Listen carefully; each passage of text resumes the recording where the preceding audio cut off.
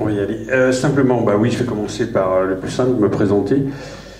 Et pourquoi je suis là? Donc moi je suis Laurent Pinatel, je suis porte-parole de la Confédération Paysanne Nationale depuis 2013 et jusqu'en avril 2019, mai 2019, puisque ce sera le terme de mon mandat, puisqu'on a une démocratie assez active à la Confédération Paysanne qui fait qu'on estime que si on veut qu'il y ait des gens qui émergent, il faut qu'il y ait des gens qui partent, et pour qu'il y ait des gens qui partent, il faut qu'il y ait des mandats qui soient limités dans le temps. Donc nous, on a le droit de faire 4 mandats de 2 ans. J'aurai épuisé l'ensemble de mes mandats donc en mai 2019, donc je suis dans la dernière ligne droite. De mon mandat syndical, mais comme je ne suis pas que syndicaliste et que je suis surtout paysan, ça me permettra aussi de revenir voir mes vaches. Moi, je suis paysan à côté de Saint-Étienne. Dans un village, c'est peut-être une ville de 6000 habitants qui s'appelle Saint-Genélaire, de laquelle j'ai été conseiller municipal de 2001 à 2010, adjoint de 2001 à 2008. Une commune en périurbain, en fait, complètement à côté de la ville, avec des problématiques du coût agricole assez différentes de celles d'ici. Je suis sur une ferme sur laquelle on travaille avec ma sœur et avec aussi Philippe, Raphaël, Eva et Marion qui sont nos salariés, à temps plein ou à temps partiel, où on a en fait ça fait 5 temps plein en fait, où en fait on a 45 vaches laitières et où on a 15 vaches à viande. Ce qui veut dire qu'il y a aussi, parce qu'on n'est pas plus intelligent que les autres, d'autres alternatives que d'empiler des vaches les unes sur les autres pour pouvoir vivre correctement de son métier. Donc nous on a 125 hectares en agriculture biologique, on fait essentiellement sur ces hectares-là de l'herbe, et aussi un peu de céréales, parce qu'on a besoin de paille pour faire du fumier, et puis parce qu'on a besoin de céréales pour faire manger aussi en complément d'alimentation à nos vaches laitières, et à nos vaches allaitantes aussi.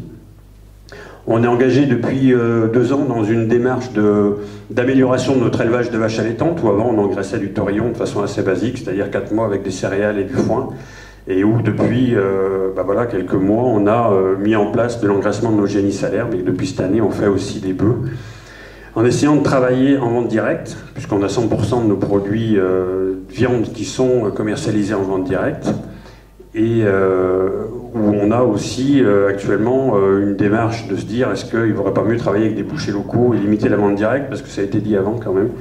Il y a une problématique sur laquelle on ne peut pas complètement faire l'impasse, qui est la consommation de viande bovine. Et même si nous, sur notre ferme, on est producteur de viande bovine, et par le troupeau viande et par le troupeau lait, on est bien conscient que oui, effectivement, on consomme aujourd'hui trop de viande. Et c'est pas un scandale pour un syndicat paysan comme la Confédération Paysanne de reconnaître ça, qu'on consomme trop de viande, que du coup on produit trop de viande, et qu'il faut aussi monter en gamme, produire de la viande de meilleure qualité, et que les gens mangent moins souvent de la viande, mais de la viande de meilleure qualité, de la viande qui nourrit mieux, et de la viande qui respecte aussi ses producteurs, de la viande qui respecte l'environnement, et puis surtout des méthodes de production qui respectent les animaux, puisque nous on revendique, notamment ma sœur, qui a un rapport très très particulier avec les animaux. On revendique, ça peut paraître 2 termes qu'on accole et qui ne sont pas complètement cohérents, on revendique une mordine de nos animaux, c'est-à-dire qu'on essaye de faire au mieux notre travail de lien entre l'homme et l'animal, et on estime que jusqu'au bout, on doit le respect à l'animal, y compris, nous sur la ferme par exemple, moi j'ai pas le droit de charger un animal pour qu'il parte à l'abattoir, c'est ma sœur qui est en charge de l'élevage, et elle prend ça comme une mission ultime d'accompagner jusqu'au bout ces animaux, parce qu'elle a énormément de respect pour eux, et on sait que par contre, du moment qu'on élève un animal, à un moment ou à un autre, il va falloir qu'il finisse à l'abattoir. Donc voilà, sur le troupeau viande, une transformation pour partir encore vers un peu plus de montée en gamme, et aussi un troupeau lait où on a 4 races de vaches laitières, de la Primolstein de moins en moins, de la brune des Alpes de plus en plus, de la Montbéliarde et un peu d'abondance, même si l'abondance a du mal à s'adapter à notre troupeau, et où on fait 200 000 litres de lait en filière longue, c'est-à-dire qu'on travaille avec le groupe Sodial, qui est un gros groupe industriel, qui est un peu d'actualité du moment. Je ne sais pas si vous avez vu avec l'usine de Carhaix qui est en train de boire le bouillon, le lait chinois, là. Sodial, sur lesquels on se posait beaucoup de questions. Moi, mon père, il est rentré chez Sodial en 59, donc il y a quand même un historique sur la ferme, une filiation, et on est resté fidèle à Sodial malgré toutes les dérives de la coopération, malgré tout ce qu'ils pouvaient faire comme truc. Et puis un jour, ils sont venus nous envoyer un contrôleur biologique pour nous dire, voilà, votre lait, en fait, il va être vendu non plus sur le marché national. Il y a une usine, Sinutra, qui se monte à Saint-Étienne. Sinutra, c'est un groupe chinois, et votre lait, il va partir en bouteille pour nourrir les enfants chinois. Donc ce jour-là, on a décidé de quitter le groupe Sodial, ça sera effectif au 1er janvier, on a eu l'accord la semaine dernière, donc on rejoint le GIE Biolay, qui a une vision un peu différente de l'agriculture biologique, parce qu'on estime que la cohérence est quand même quelque chose d'important sur notre ferme, et c'est là où je voulais en venir de façon globale, c'est qu'il faut être cohérent dans ce qu'on fait. Et que, pour finir le panorama de cette ferme, on a aussi créé de l'emploi grâce à la vente directe, et aujourd'hui on transforme 60 000 litres par an, c'est à peu près 7 à 8 000 yaourts par semaine, puisqu'on fait des yaourts, qui sont commercialisés donc, par deux de nos salariés qui sont en gestion de cet atelier-là, sur un rayon de 10 km, donc plutôt sur une agriculture et une consommation locale. Alors bon, il faut quand même reconnaître que dans le rayon de 10 km, il y a presque 400 000 habitants, donc ça aide quand même un petit peu. Mais voilà, on a fait ce choix-là d'une agriculture plutôt relocalisée, de proximité, sans pour autant vouloir faire uniquement de la vente directe. On fait beaucoup de travail avec des revendeurs, c'est-à-dire une majorité des petits commerces de la commune, parce que ça nous semble intéressant d'avoir le lien avec la commune. La moyenne surface locale, chez nous c'est Casino, sur des petites structures et sur des petits volumes et sur nos prix, en faisant soin de ne pas dépasser certains volumes de chiffre d'affaires pour ne pas devenir dépendant d'un seul client ou de quelques clients. Et puis on travaille beaucoup, ça a été évoqué aussi tout à l'heure et j'y reviendrai, avec la restauration collective, puisque chez nous il y avait une démarche qui avait été initiée par Maurice Vincent, qui était maire de Saint-Étienne de 2007 à le dernier, je ne sais pas quand c'était là. Et quand il est arrivé, Maurice, en 2007, il avait dit chez nous, c'est 50% de bio tout de suite à la cantine et 100% avant la fin du mandat. Ils y sont arrivés, seulement il n'y avait pas de bio local. Donc on est allé chercher du bio à l'autre bout de la planète et ça pose aussi la question de est-ce que l'agriculture biologique c'est quelque chose d'intéressant en termes de le bio c'est bien ou est-ce que le bio local c'est mieux quoi. Et est-ce que le bio paysan c'est mieux? On y viendra aussi après.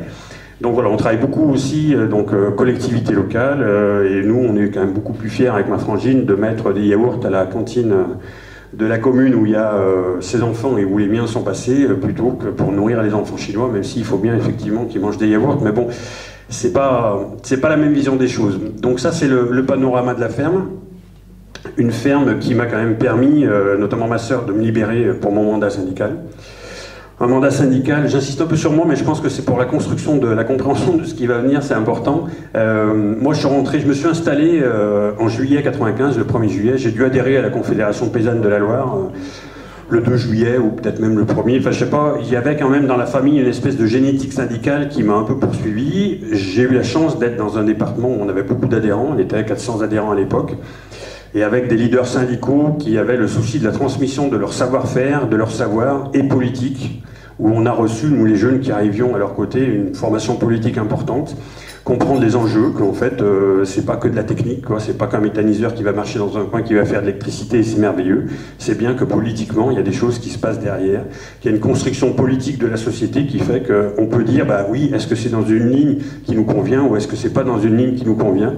Et ça nous semblait quand même important à l'équipe qui est arrivée, donc en 96, à la Confédération Paysanne, et puis qui en a eu la gestion, grosso modo, de 2005 à 2010, cette équipe-là, où on a mis 10 ans quand même à prendre un peu nos marques. Et bon, après, voilà, j'ai fait un cheminement classique où je m'intéressais à la question laitière. Je suis rentré à la Confédération Paysanne Nationale sur les questions laitières en 2005, au Comité National en 2011, et donc porte-parole à l'issue du congrès de Nevers en 2013, et puis voilà, réélection après Saint-Jean-Pied-de-Port au Pays Basque, Musillac dans le Morbihan l'année passée, et puis je passerai le flambeau à celui qui voudra bien me succéder, ou à celle qui voudra bien me succéder. Et mon mandat, quoi qu'il arrive, qui sera marqué de façon indélébile par ce qui se passe ici, en fait.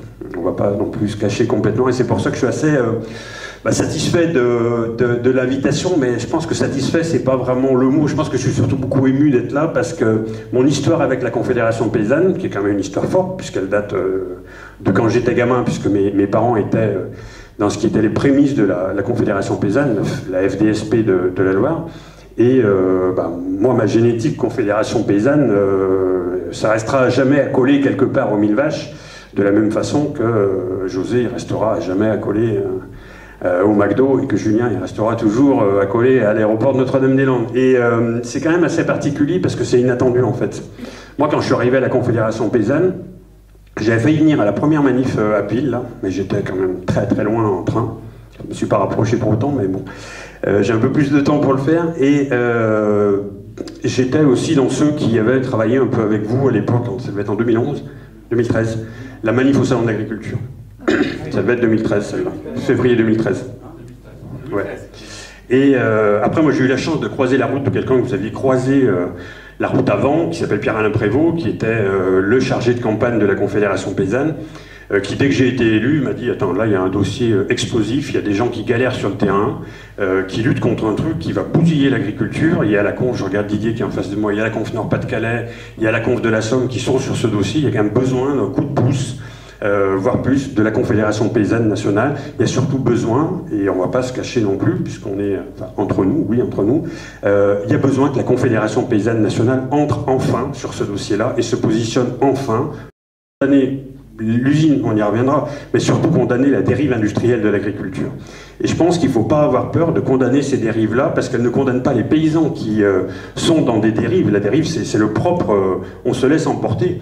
Et je pense que voilà, il faut reconnaître, et moi j'étais au comité national de la Confédération paysanne de 2011 à 2013, donc je fais aussi mon autocritique. Je pense qu'à cette époque-là, on n'a pas été assez présent à vos côtés, et que voilà, après, effectivement, on est rentré dans le truc, et voilà, je resterai, moi, à jamais imprégné quelque part de Druca et d'Émile Vache, et j'en discutais tout à l'heure dans le hall en entrant, de cette salle dont on me parle énormément. Quand j'ai dit cette semaine au comité national ou à Nantes où on était avec Julien avant-hier, quand je dis je vais aller avec les gens de Novicène à Druca, les gens me disent « Ah, tu vas aller dans la salle polyvalente où on a dormi le jour de l'opération de démontage de la salle de traite. » Alors moi, j'ai pas dormi là, hein, vous le savez, j'ai plutôt dormi dans la gendarmerie d'Amiens. Mais c'est vrai qu'il y a quand même autour de ça quelque chose, je pense, qui symbolise très bien le lien qui s'est créé quand même très rapidement entre la Confédération paysanne, alors il y avait un lien local et un lien régional, mais entre la Confédération paysanne nationale, tous ces paysannes et ces paysans qui sont venus de la France entière pour appuyer votre action ici, et vous. Je pense que cette salle, et ce qui s'est passé là, ça devait être autour du 24 ou 25 mai, je ne me rappelle plus, 2014, où vous vous êtes débrouillés pour trouver des matelas, faire des cafetières, faire manger tout le monde, tous les gens qui sont venus dormir ici pendant une nuit, voire deux, pour accompagner les gens qui étaient en garde à vue à Ville ou à Amiens. C'est quelque chose qui, là aussi, suscite beaucoup d'émotions à la Confédération paysanne. Et ce qui me fait dire qu'en fait, quelque part, le syndicalisme et les luttes syndicales, elles ne peuvent que se construire quand il y a des histoires humaines derrière. On ne peut pas déshumaniser les choses dans des luttes aussi importantes, ou dans des luttes, même si elles sont si symboliques soient-elles. Notre-Dame-des-Landes, pourquoi c'est compliqué aujourd'hui, Julien? On était ensemble avant-hier à Plessé pour la fête de la vache nantaise. J'y étais hier encore, toi t'y étais plus, mais t'imagines que dès que t'as tourné le dos, il y a énormément de gens de la ZAD qui sont venus voir en disant que fait la Confédération paysanne sur la ZAD. Pourquoi c'est si compliqué aujourd'hui la sortie de Notre-Dame-des-Landes? Parce qu'il y a des points de vue divergents, mais parce que c'est une histoire humaine en fait. Et qu'on travaille avec des humains. Et ça, c'est important. C'est important parce que c'est la diversité de tous nos points de vue, la diversité de tous nos horizons. Enfin, toi, tu vois Notre-Dame-des-Landes depuis ton combat historique. Clémence, avec qui je parlais hier, elle voit Notre-Dame-des-Landes depuis les 3-4 mois ou un peu plus où elle y habite. Willem, il les voit depuis qu'il est installé là-bas. Et moi, je les vois depuis Saint-Étienne, où, même si je suis allé beaucoup chez vous, j'ai un point de vue différent. Et c'est ça qui fait la richesse des choses. Et je pense que la Confédération paysanne nationale s'est enrichie en venant se nourrir de vos combats ici à Druca, et oui, on peut le dire, on vous a quand même aussi, je l'espère, du moins, oui j'espère, enrichi de notre vision politique. Et quand on s'est confronté à l'usine d'Émile Vache, ça a obligé aussi à réfléchir politiquement sur ce qu'on voulait et ce qu'on voulait pas. Donc on s'est positionné très rapidement, on est contre l'usine d'Émile Vache, mais pourquoi on est contre? Parce qu'être contre, c'est super facile, enfin... Vraiment, dire ça c'est tout pourri, on rejette, mais on n'en est pas resté tous dans ce dossier-là sur on est contre l'usine d'Émile Vache. On a très rapidement dit pourquoi on était contre, et très rapidement on a dit ce pourquoi on était pour. Et je pense que c'est ça, c'est à partir de comment on arrive à démonter une énormité, j'allais dire à quel point ils nous ont fait un cadeau syndical à la Confédération paysanne. Il faut voir comment on a réussi à recréer de la dynamique, nous, en interne à notre syndicat, où on était quand même un peu embêtés sur les bords à l'époque, en 2013, parce que on attendait une alternance politique, puisqu'on était Chirac, Sarkozy, sous des gens qui ont essayé de bousiller la Confédération paysanne en coupant les financements, en essayant de nous marginaliser, en ne nous recevant pas à l'Élysée, enfin un peu ce qu'on vit aujourd'hui sous Macron aussi, mais Hollande et Le Foll sont arrivés, il y avait quand même cette attente de la Confédération paysanne d'être entendue différemment, de pouvoir porter à travers leur gouvernement un projet politique différent, et en fait on n'y arrivait pas, mais on était dans cet entre-deux, et réellement, les 1000 vaches nous ont aidés à en sortir. Alors de sortir de façon extrêmement violente, hein. Les rapports avec Stéphane Le Foll, il y a un avant et un après 1000 vaches, mais ça nous a imposé de redevenir des syndicalistes d'action, et je pense que c'est ce qui manquait, sans critiquer du tout ni Régis ni Philippe qui m'ont précédé à la Confédération paysanne. Je pense que ça manquait en termes de visibilité et de motivation des militants, parce qu'on se structure autour de luttes. Vous êtes structurés, vous, autour de luttes, et j'en parlais tout à l'heure à je sais pas qui là, en arrivant, je me rappelle le départ en retraite de mes parents où ils avaient accroché au mur un dessin de Samson où c'est deux personnes qui discutent. Et il y en a une qui dit à l'autre, j'ai milité toute ma vie pour changer le monde, j'ai pas changé le monde mais j'ai changé ma vie. Et je pense que c'est ça l'essence même de nos combats. Et c'est pour ça que je vous remercie beaucoup, mais vraiment beaucoup, de m'avoir offert la chance de vous découvrir tous et puis d'être tombé sur ce dossier. Ça c'est la première chose. Après sur le dossier en lui-même, oui, enfin tu l'as dit Francis, il y a des recours, il y a plein de choses. On peut repréciser point par point là où on est, mais de façon beaucoup plus forte. Il faut quand même dire qu'on est tombé sur quelqu'un qui avait des ramifications, sans jeu de mots, de partout, qui avait gangréné par des mauvaises manières le pouvoir politique local et qu'on a buté là-dessus. Et que si Ramry n'avait pas eu des appuis politiques forts, on aurait fait tomber l'usine bien avant. Que si Ramry n'avait pas des appuis politiques forts, on ne se serait pas retrouvés, nous, militants de la Confédération paysanne, criminalisés comme on l'a été. On n'a pas été criminalisés parce qu'on avait démonté une salle de traite, on a été collés en cellule parce qu'on touchait quelque chose de beaucoup plus ténu, qui était le lien très très fort entre Michel Ramry et le Parti Socialiste. Enfin, au bout d'un moment, il faut aussi le dire, et c'est pour ça qu'on a voulu nous faire taire, et c'est pour ça que cette usine, elle est encore là. Parce qu'il y a eu des appuis politiques. S'il y a des appuis politiques qui ont permis ce genre d'énormité, la première chose, c'est que ça veut dire que c'est pas sur le projet en lui-même qu'on l'a soutenu. C'est parce que c'était le copain d'eux. Donc ça veut dire que le projet, il n'est pas légitime, au-delà de la légalité. Hein. Ça veut dire que ce projet, il n'est pas légitime, et qu'on avait légitimité, par contre, nous, à agir contre. Ça, c'est la première chose. Et quand on a posé le débat de qu'est-ce que vous voulez comme agriculture, est-ce qu'on doit produire l'alimentation dans des fermes ou dans des usines, on nous a jamais vraiment répondu, quoi. Le Foll a dit, c'est pas mon projet. Travers a répondu il n'y a pas très longtemps, ben non, c'est pas mon projet non plus. Bon, ben si c'est le projet de personne, qu'est-ce que ça fait là? Enfin, au bout d'un moment, il faut quand même se poser les bonnes questions. Et si c'est le projet de personne et que c'est encore là, et que les politiques qui sont contre, ils peuvent rien faire, est-ce qu'il faut continuer à chaque soir d'élection à se dire, bah on comprend pas, les gens votent pas? Si les politiques n'ont aucun pouvoir, il y a quand même un véritable problème. Et on voit que quand les politiques ils prennent des actes forts, c'est compliqué à gérer parfois derrière.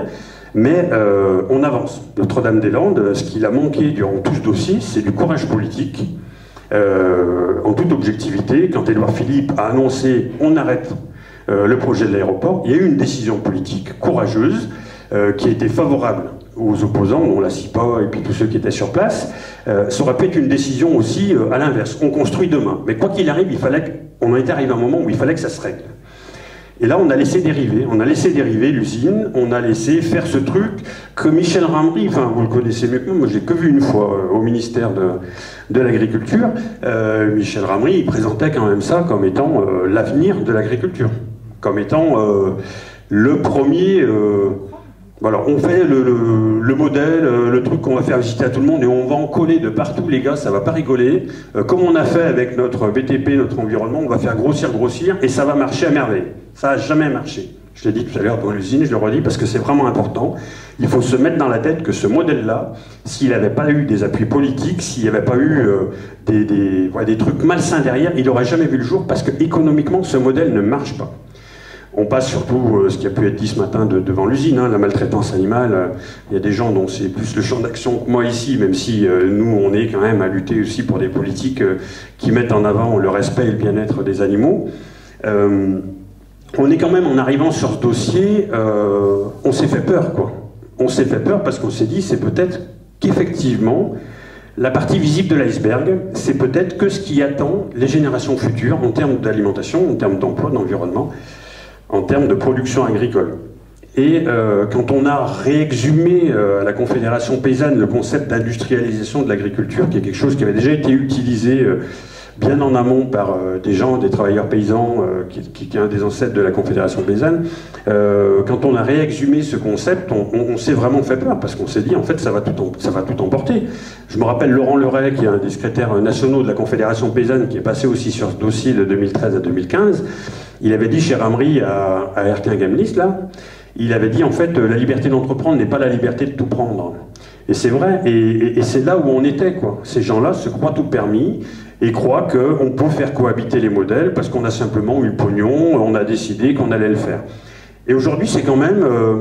il y a des gens qui soutiennent ça. Il faut aussi le savoir qu'on peut faire cohabiter les modèles agricoles. Christiane Lambert, la présidente de la FNSEA, elle dit clairement « tous les modèles agricoles peuvent cohabiter ». Alors je pense que ça vaut le coup qu'on s'y arrête 5 minutes. Est-ce que tous les modèles agricoles peuvent cohabiter? Donc il faut déjà définir qu'est-ce qu'un modèle agricole.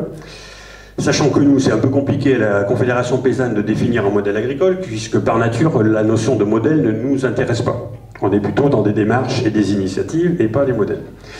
Si on considère qu'il y a des modèles agricoles, on peut considérer qu'il y a plusieurs types d'agriculture, qu'il y a déjà, de façon très claire et très officielle, l'agriculture biologique et l'agriculture non biologique, que dans chaque catégorie d'agriculture, il y a des gens qui font de l'agriculture de commerce de proximité, transformation et vente indirecte, vente en filière, on peut faire du végétal, on peut faire de la polyculture, on peut faire de l'élevage, enfin il y a plein d'agriculture. Donc là on a défini ça, et après on a quand même ce concept nouveau d'agriculture extrêmement industrielle qui est arrivé, avec les 1000 vaches, mais après on a vu qu'on a aussi réexhumé et que ce dossier a donné énormément d'allant et a libéré la parole de tout un tas de gens qui ont dit « oui, mais en fait, à côté de chez moi, il y a un truc qui ressemble beaucoup. Par contre, c'est pas les vaches, c'est les poules.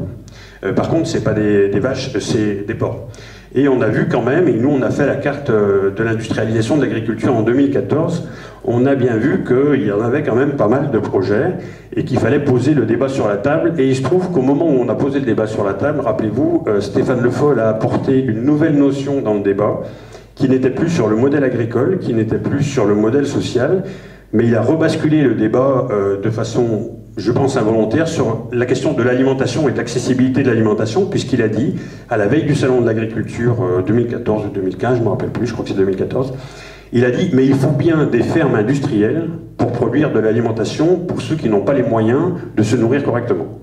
Donc en gros, il faut bien une alimentation pour les pauvres.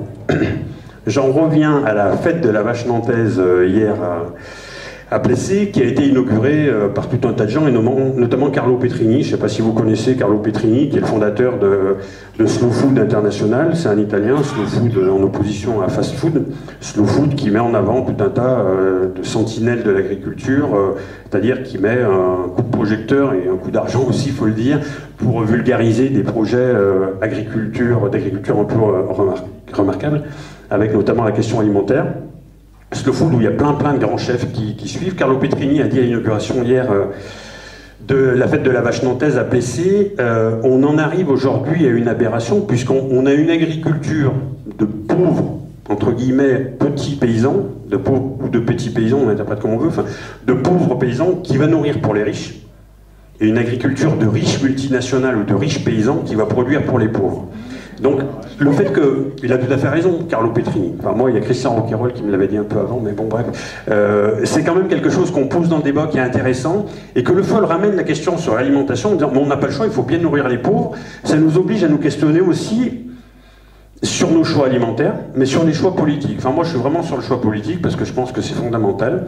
Et si on remonte un peu, si on rebobine le temps, on se dit, mais comment on en est arrivé à se dire, il faut produire pas cher pour que les gens puissent manger? Eh bien, ça veut dire qu'on a décidé à un moment donné qu'on n'allait pas donner le salaire normal aux gens pour qu'ils puissent s'acheter tout ce qu'ils voulaient. Parce qu'autrement, on ne serait pas en train de produire de la merde en sachant que c'est de la merde, simplement pour que les gens puissent manger. Donc il y a cette question, pourquoi on a limité à ce point les salaires des gens?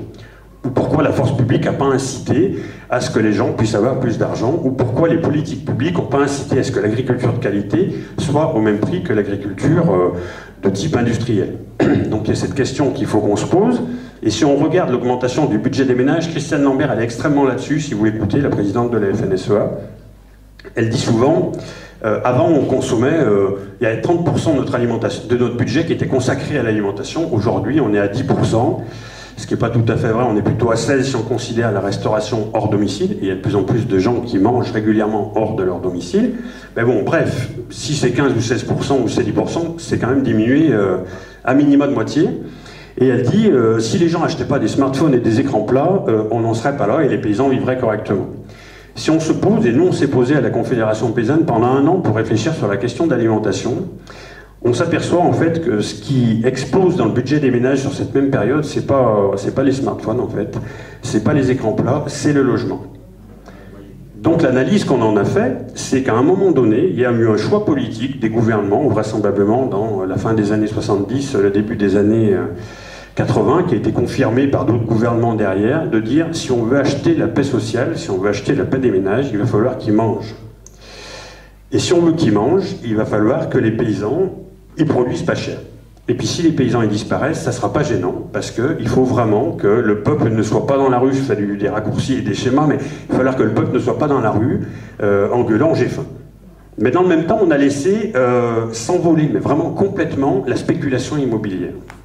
Je fais un nouveau raccourci volontairement. La spéculation immobilière, quelque part, on a donné les moyens aux gens qui ont du capital de s'enrichir et de le faire fructifier. Et en contrepartie, on a donné aux multinationales la possibilité, le droit, voire même le devoir, de pressuriser les paysans et les paysannes pour qu'ils puissent produire pas cher. Pour produire pas cher, il a fallu aller dans la guerre technologique. Pas de la technologie tout à l'heure à propos du micro. Il a fallu aller dans la guerre technologique. La guerre technologique, c'est comment on arrive dans une agriculture ultra de compétition, dans une agriculture où on est en prise avec des marchés de plus en plus mondialisés, comment on arrive à faire baisser ses coûts de production. Alors, en produisant plus à l'hectare, en produisant plus par vache. Tout à l'heure, quand on était devant l'usine, il y a une personne qui rappelait qu'on était à 7000 litres de moyenne par vache en France, et là qu'on était à 10 000, c'est exactement l'exemple en fait. On produit de plus en plus de lait par vache, de plus en plus de kilos de viande par animal, et du coup on transforme vraiment les animaux en machines à produire, et on devient compétitif. Mais après ça suffit pas, ça veut dire qu'il faut trouver d'autres artifices pour produire plus. Les artifices pour produire plus, et on le voit, c'est vraiment un exemple assez remarquable hein, à ce niveau-là, puisqu'il y a tout dedans. Pour produire plus par vache, il ne faut pas qu'elle soit fragile. Pour pas qu'elle soit fragile, il faut travailler l'immunité. Mais sur des niveaux de production comme ça, il est hors de question de travailler l'immunité, on vaccine. On vaccine ou on traite par antibiotiques. Donc l'arme antibiotique, elle fait son apparition dans les élevages. De la même façon, dans les champs, dans les vergers, dans les vignes, parce que là, le scandale de la viticulture industrielle, il va nous péter à la gueule aussi un jour ou l'autre, on a utilisé l'arme chimique. Il y a un grand débat qui a traversé cet été, même depuis le printemps, la société française autour de la question du glyphosate, mais de façon plus générale autour des pesticides. Les pesticides, c'est quoi? C'est un outil de compétitivité.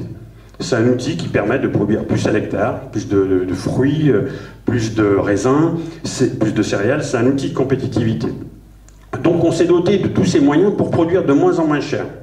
En parallèle, il y a d'autres pays qui ont fait des choix différents. Je pense à l'Espagne, qui a fait le choix de ne pas forcément être sur la compétitivité, on produit plus par hectare, on produit plus par kilo, mais par contre, eux, ils ont fait le choix d'exploiter la main-d'œuvre. C'est un choix qui, j'allais dire, qui se respecte. Non, c'est pas un choix qui se respecte, mais c'est un choix qu'on ne peut que constater, en fait.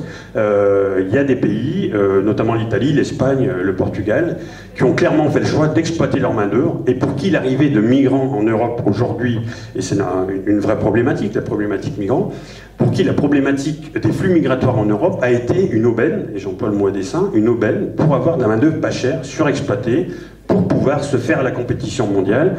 Dans un marché européen où on produit trop de tout, il n'y a pas une production européenne qui n'est pas en surproduction, on produit trop de tout et on produit mal de tout. Donc c'est aussi dans ce débat-là que nous on s'est inscrit, Confédération Paysanne, par rapport à l'usine des 1000 vaches, et ça nous a accompagnés dans notre transition sur la question de l'alimentation et des politiques publiques qui doivent accompagner l'alimentation. Il faut que je boive de temps en temps. Et quand j'aurai fini les 2 bouteilles, je m'arrête. Et du coup, on s'est posé la question de l'alimentation, et ça nous a aidé à dessiner notre idéal, en fait, notre idéal alimentaire et agricole. Et on a rapidement construit, sur les 2 dernières années, un projet agricole et alimentaire commun. Donc quand je le dis comme ça n'a pas forcément de sens, mais quand je le réduis à ces sigles, ça s'appelle la PAC en fait. PAC, c'est la politique agricole commune. Notre PAC à nous, c'est la politique agricole et alimentaire commune. On a juste rajouté un A, et il nous semble que c'est le A qui change tout. Et c'est le A qui doit tout changer. Changer à partir des initiatives individuelles. Tout à l'heure, la prise de parole qui a été rappelée par Julien, de dire oui, on peut se réapproprier des jardins partagés ici, à Druca ou ailleurs. Ça peut être aussi des paysans et des paysannes qui se mettent dans des initiatives et des démarches différentes, mais ça peut être surtout le devoir qu'ont les gouvernants politiques d'aborder la question agricole sous l'angle alimentaire. Nous, à la Confédération paysanne, on a l'intime conviction qu'il y a peu de politiques publiques aussi importantes que la politique alimentaire. Parce que la politique alimentaire, elle organise aussi quelque part la politique territoriale. Elle organise la politique sociale. Alors on pourrait nous dire, il y a la politique, je vois Michel qui est là, la politique de la santé, mais on est intimement persuadé que la politique alimentaire, elle est très liée à la politique de la santé. Et que quelqu'un qui mange mieux, que quelqu'un qui mange différemment, il est moins sujet à être soumis à la politique de la santé. Hein. Tu vois, moi le médecin, tant pis pour toi, mais bon... c'est un peu comme ça. Mais, de la même façon, sur l'agriculture, si on aborde la question alimentaire, sur l'agriculture, on sait très bien qu'on produira sans pesticides à terme. Et la Confédération paysanne, enfin je le réaffirme là, pour pas qu'il y ait d'ambiguïté, la Confédération paysanne, elle est pour la sortie totale des pesticides. Pas demain, parce que c'est pas possible. Mais elle est pour la sortie totale des pesticides, à condition qu'on trouve des alternatives techniques.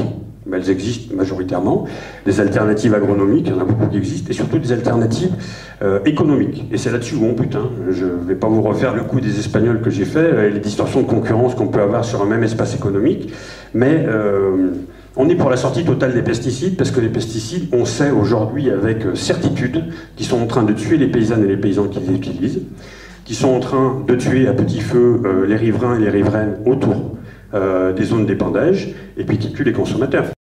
Et les pesticides, ils rentrent tous les jours dans votre alimentation. Mais tous les jours, tous les jours, tous les jours. La porte d'entrée favorite des pesticides dans votre alimentation, c'est le pain. Parce que les céréales, sur les pesticides, ils ne sont pas les derniers à les utiliser. J'étais mardi pour la Confédération paysanne à un salon qui s'appelle Innovagri. Très agricolo-agricole. Innovagri, c'est le salon des grandes cultures à Orléans. Juste pour poser le débat, initialement, le stand de la Confédération paysanne était situé dans le hall Xavier Belin. Il y a un hall qui s'appelle Xavier Belin et Innovagri, donc ça vous pose à peu près le décor de l'endroit hostile dans lequel on s'était mis en devoir quelque part d'évoluer. On n'était pas dans le hall Xavier Belin, parce que là, il ne faut pas pousser non plus, mais on était quand même dans ce milieu-là, Belin compatible, où on nous vendait... moi j'ai fait un tour par curiosité, et puis parce que c'est toujours intéressant d'aller discuter avec les gens, des marchands de matériel, mais il y avait des trucs. Mais effectivement, on peut traiter, comme disait un marchand de pulvérisateurs, traiter 500 hectares par jour, en un jour, en pesticides. On peut du coup avoir des fermes qui deviennent tellement grandes qu'il n'y a pas besoin de beaucoup de paysans. Enfin, la logique économique, elle est là, et les marchands de matériel, pour avoir un peu discuté avec eux de façon un peu innocente, ils se plaignaient vraiment pas de la situation économique. Hein. Les paysans crèvent, les paysannes crèvent, eux, ils ont l'air de bien marcher. Tout ça pourquoi? Parce que les politiques publiques, elles favorisent les primes à la quantité et non pas les primes à la qualité. Et que les grosses fermes en France, elles sont quand même surtout des fermes céréalières. Et quand on a des rentes de 450, 500 euros hectare, sur des fermes qui ont parfois 7, 800, 900, 1000 hectares, on arrive quand même à avoir de l'argent de la PAC de façon assez confortable. Il y a 10 milliards.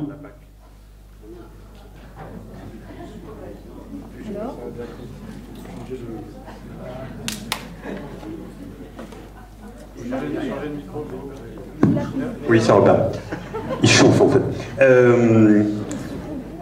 Donc on a des fermes qui ont effectivement beaucoup d'hectares et qui touchent beaucoup de primes. La politique agricole commune en Europe, pour la France, c'est 10 milliards. Tous les ans, la France reçoit 10 milliards d'argent pour ses paysannes et ses paysans. Et quelle est la conséquence de ces 10 milliards?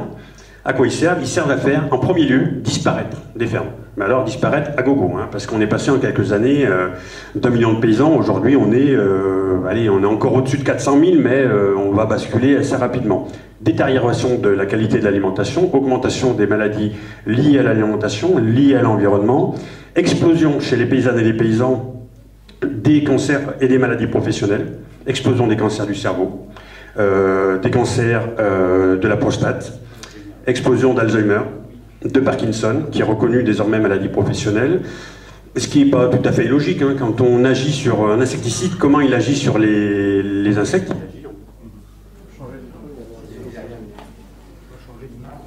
Ouais. Comment ils agissent sur les insecticides? On bousille leur cerveau pour qu'ils crèvent, les insectes. Bon, bah, il y a quand même peu de chances que les gens qui sont eux-mêmes utilisateurs de ces produits-là n'aient pas des impacts sur le cerveau. Ça veut dire que, enfin, je ne vais pas en parler plus longtemps parce que voilà, la démonstration est faite que le système que le système, je pense que c'est le micro en fait, hein, que le système dans lequel on est, en fait, au niveau agricole, il est délirant. La démonstration, elle en est faite. Ils ont juste eu l'idée de faire juste à côté d'ici, de tout réunir dans un même lieu, toutes les aberrations qu'on pouvait avoir. Et je rajoutais quand même la dernière aberration, puisque j'en ai pas parlé jusqu'à maintenant, qui est l'aberration de concentration du foncier. On parlait de 1000 hectares tout à l'heure en propriété pour la ferme Ramerie. On est bien au-delà avec les surfaces nécessaires à l'épandage. Et nous, la Confédération Paysanne, on a fait notre entrée syndicale il y a 15 jours, 3 semaines, dans l'Indre, sur des terres qui appartiennent à un investisseur, un financier. Alors il se trouve que c'est un financier chinois, mais ça pourrait être un financier français, qui a acheté 1600 hectares et qui les a soustraits à l'agriculture pour faire du blé, pour ouvrir 3000 boulangeries en Chine, parce que c'est l'excellence française. On peut recouper, avec ce qu'on disait tout à l'heure sur Sodial, Sinutra, le lait en poudre qui part en Chine. On est dans des délires d'accaparement des moyens de production dans les mains de quelques-uns. Là, c'est 1600 hectares dans l'Indre. On avait aussi manifesté la Confédération Paysanne au mois de juin sur une ferme beaucoup plus modeste, puisqu'on était sur 40 hectares de vignes. Le Var, c'est quand même des régions où le foncier est très très compliqué d'accès pour les paysannes et les paysans. Il y a plein de gens qui manquent de terre parce qu'il y a une pression immobilière très forte.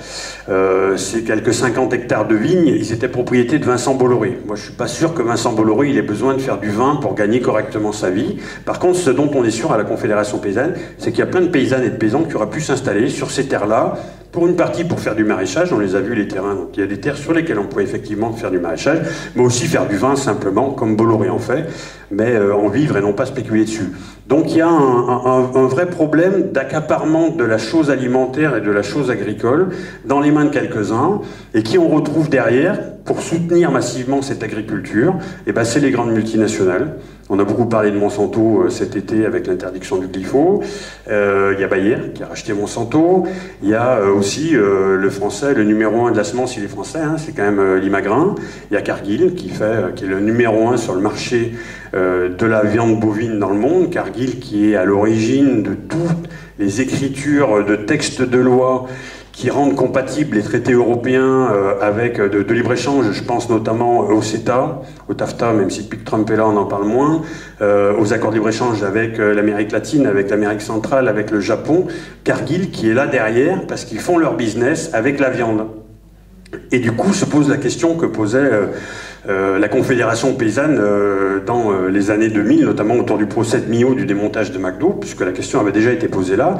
Le monde est-il une marchandise? Ben non, le monde n'est pas une marchandise. Et je pense qu'il va falloir qu'on le réaffirme très très fort, parce que pour avoir encore été à l'Assemblée nationale avec mes collègues Nicolas Giraud et Emmanuel Girard cette semaine, la loi qui s'annonce, j'y faisais allusion ce matin vite fait, on en a discuté avec François Ruffin, la loi qui s'annonce la semaine prochaine à l'Assemblée sur l'agriculture et l'alimentation, elle ne va pas pénaliser ces grosses boîtes, hein.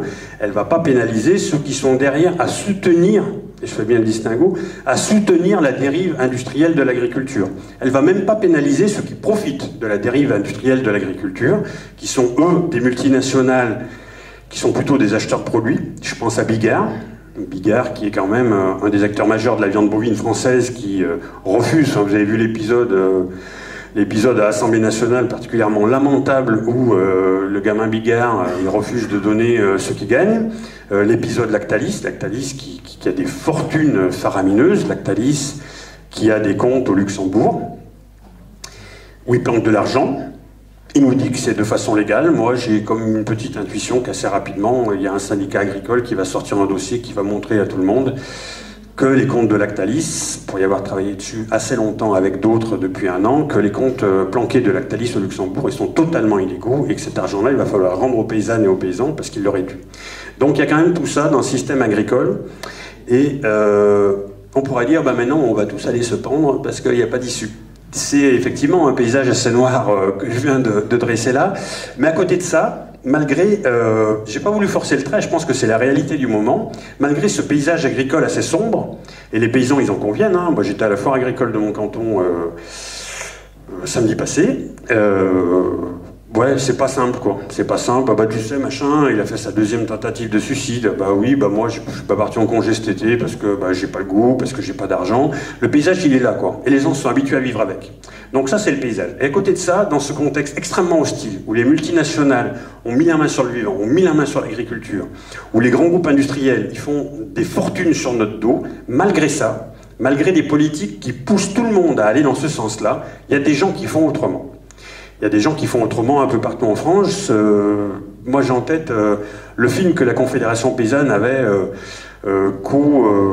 je sais pas comment on dit, c'est pas nous qui l'avions fait, enfin, c'était un film collectif qu'on avait présenté au procès d'Amiens, là, des démonteurs de salles de traite la dernière fois, où c'était des paysans heureux dans la Somme, où il y avait plein d'exemples de paysans qui, dans la Somme, étaient bien en faisant production laitière, qui étaient bien en maraîchage, qui étaient bien en arboriculture. Et des exemples comme ça, réellement, on en a tous autour de nous en quantité. De gens qui, malgré les vents contraires, arrivent à mettre en place, tout seuls, parce qu'il n'y a aucune politique publique qui les aide, tout seuls, des alternatives au modèle agricole dominant. J'en reviens toujours à Julien Durand et à la fête de la vache nantaise. L'homme était en face de moi, donc tu sais, quand tu parles trop, au bout d'un moment, tu es obligé de te raccrocher à quelqu'un. Et du coup, à la fête de la vache nantaise, qui était aussi la fête des alternatives agricoles et alimentaires, on avait plein d'exemples de gens qui ont fait le choix de... moi, j'ai un modèle moins productiviste. Je prends l'exemple du GAEC des 7 chemins... de Mathieu Hervé et Cédric qui ont fait le choix de passer en bretonne pinoire. Bretonne pinoire, c'est une vache plutôt petite, c'est une vache qui produit peu de lait, mais un lait très riche et une viande très riche. Et eux, ils transforment leur lait à la ferme, ils transforment leur viande en local et ils vivent plutôt bien avec une race moins productive. Ils ont fait le choix de la rupture avec le modèle dominant, ils ont fait le choix individuel de la transition agricole, même s'ils l'ont réfléchi collectivement, parce qu'il y a plein d'éleveurs autour de la bretonne pinoire, il y a plein d'éleveurs autour des races locales de Bretagne, c'était quand même la fête des races locales, à la fête de la vache nantaise, enfin ça l'est encore puisqu'il clôture ce soir, il y a plein de gens qui se mettent en dynamique vers d'autres horizons agricoles, et ça marche. Ça marche pourquoi? Parce qu'ils retrouvent du sens à leur métier, ils retrouvent de l'indépendance décisionnelle sur leur ferme, ils retrouvent du lien.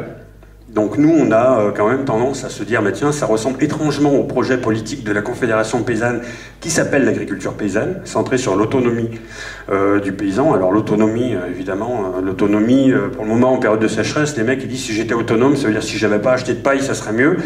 C'est pas tout à fait le même sens qu'on met nous derrière l'autonomie, c'est vraiment l'autonomie, c'est moi qui suis paysan ou paysanne, c'est moi qui décide du devenir de ma ferme, c'est moi qui décide comment je veux produire, comment je peux produire. Donc ça ressemble quand même vachement, toutes ces initiatives de transition agricole, à quelque chose qui s'appelle l'agriculture paysanne, et puis à la limite, même si ça ne s'appelle pas l'agriculture paysanne, ça rentre complètement dans ce que nous, Confédération Paysanne, on estime devoir être le futur et les horizons de l'agriculture, et donc c'est quand même réconfortant. Et ça marche aussi, parce que ces gens-là se sont formés techniquement, parce qu'il y a des organismes de formation technique des paysannes et des paysans pour aller vers ces nouveaux horizons, des organismes qui peuvent être des enfants de la Confédération Paysanne, je pense aux ADR ou aux RDR, qui peuvent être aussi les CIVAM, qui peuvent être la FNAB, qui peuvent être plein d'autres choses, mais ça marche aussi parce qu'il y a des gens qui jouent le jeu en face. C'est pas vraiment les industriels qui jouent le jeu, c'est plutôt vous dans vos démarches de consommation, c'est les AMAP qui ont quand même extrêmement bien marché, c'est les magasins de producteurs qui marchent parce qu'il y a des gens qui viennent acheter, c'est plein de gens qui se mettent en dynamique aussi autour de structures foncières, je pense à Terre de Liens, et qui se disent bon, on va acheter du foncier pour permettre à des paysans d'avoir de la terre pour exercer leur activité. Donc ça marche parce que quelque part les maillons de la chaîne commencent à créer quelque chose de cohérent et que tout fonctionne. Si on décide de faire de l'agriculture biologique et de la vente directe dans un secteur où personne ne veut acheter, où personne ne veut mettre en marché, ça ne marchera pas. Donc ces systèmes de transition agricole, ils marchent parce que tout le monde joue le jeu. il marche de plus en plus parce qu'il y a des collectivités qui jouent le jeu. Je parlais tout à l'heure de ma ferme où, avec ma frangine Catherine, on travaille avec les collectivités locales. Et je prendrai un autre exemple qui n'est pas très très loin d'ici, dont on parlait tout à l'heure avec Didier, vache nantaise toujours, ce sera le fil rouge de mon propos. On a croisé à la fête de la vache nantaise Damien Carême. Je ne sais pas si vous voyez qui c'est, Damien Carême. C'est le maire de Grande-Sainte, qui s'était fait remarquer pour avoir osé construire des logements dignes pour les migrants en disant c'est pas possible cette situation, il faut que les gens soient logés dignement. Moi, la Confédération paysanne du Nord-Pas-de-Calais m'avait invité à sa fête paysanne à Grande-Sainte il y a 2 ans. Ça avait été quand même une sacrée claque que j'avais pris en discutant avec Damien. Il nous a annoncé que, bon, gratuité des transports sur l'agglo de Dunkerque depuis le 1er septembre. Et surtout, 100% de bio et ou local, non, 100% de bio, dont du local au maximum, là, sur toute la communauté d'agglo de Dunkerque. Le résultat, c'est quoi? Ça veut dire qu'il y a des gens qui vont mieux manger. Pas parce que c'est bio, mais parce que, enfin, je suis un peu comme Julien. Il y a le bio, effectivement, c'est bien. Je suis pas là pour faire la critique du bio. Il y a quelques dérives, mais on va pas en parler. Mais bon, le bio, c'est quand même quelque chose d'important. Bio local, c'est encore mieux. Bio paysan, c'est encore mieux. Donc, ils vont mettre du bio dans leur cantine. Les gens vont manger mieux. Les gens vont être moins malades. L'environnement sera mieux respecté. Il y aura quand même une qualité gustative qui sera un peu différente de ce qu'on peut avoir dans de l'agriculture de type industriel. Et puis, il va y avoir des paysannes et des paysans qui auront besoin sur leur ferme de produire bio pour fournir ces marchés qui sont là, parce qu'on est des producteurs. On a besoin de produire pour vivre, et on produit pour des marchés. Et quand les collectivités décident de créer des marchés, eh ben, ça va inciter à la transition agricole. Ça va inciter des gens à aller sur un système différent. Je prends un exemple très local avec quelqu'un que vous connaissez, enfin, très local par rapport à moi, mais qui pourrait être très local par rapport à vous. Quand je suis arrivé en 2013 sur le dossier des 1000 vaches, je ne suis pas arrivé tout à fait tout seul. Il y avait la Confédération paysanne, bien évidemment, mais celui que vous avez le plus vu à mes côtés, il s'appelait Pierre-Alain Prévost, qui était encore au tribunal à Amiens il n'y a pas très longtemps. Pierre-Alain, il a beaucoup bougé depuis qu'il a quitté la Confédération paysanne. Et puis il a fini par poser ses valises à Saint-Étienne, donc à 10 km de chez moi, où il est en train de réfléchir avec d'autres à la mise en place d'une structure collective de commercialisation de produits agricoles. Donc ça c'est fait, ils ont créé une coopérative où les producteurs livrent et lui il se charge avec les 4 salariés qui sont sur la plateforme de redispatcher sur de la restauration de collectivités dans ce second temps, mais dans un premier temps sur des magasins, c'est ce qu'ils appellent l'offre pro, où ils vont démarcher tout un tas de magasins en disant voilà, nous on veut fournir, on peut fournir ça.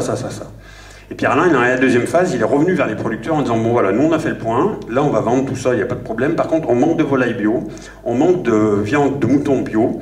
Donc il travaille avec l'ADR, la Confédération paysanne de la Loire, sur comment on réinstalle des paysans dans ces productions où il n'y a pas assez de monde. Alors qu'on est dans un territoire où il y a des productions où il y a trop de monde.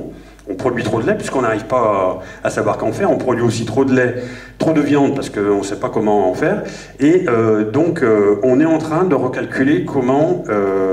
il est en train, enfin bon, je ne suis pas très loin de lui, mais comment remettre en phase ce que les gens veulent et ce que nous on peut produire.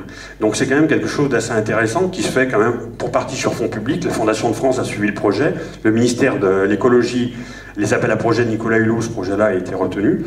Donc il y a quand même cet aspect de transition agricole qui se met en place et ils sont en train de rentrer dans la deuxième phase où ils arrivent à avoir cumulé un petit peu d'argent pour faire une cagnotte, où ils vont partir sur 2 projets de transformation collective, qui sera une légumerie, c'est-à-dire comment on arrive sur des légumes isolés sur plusieurs producteurs, comment on arrive à refaire de la transformation collective, qui peut être de la soupe, de la ratatouille, enfin bon, tous les produits transformés.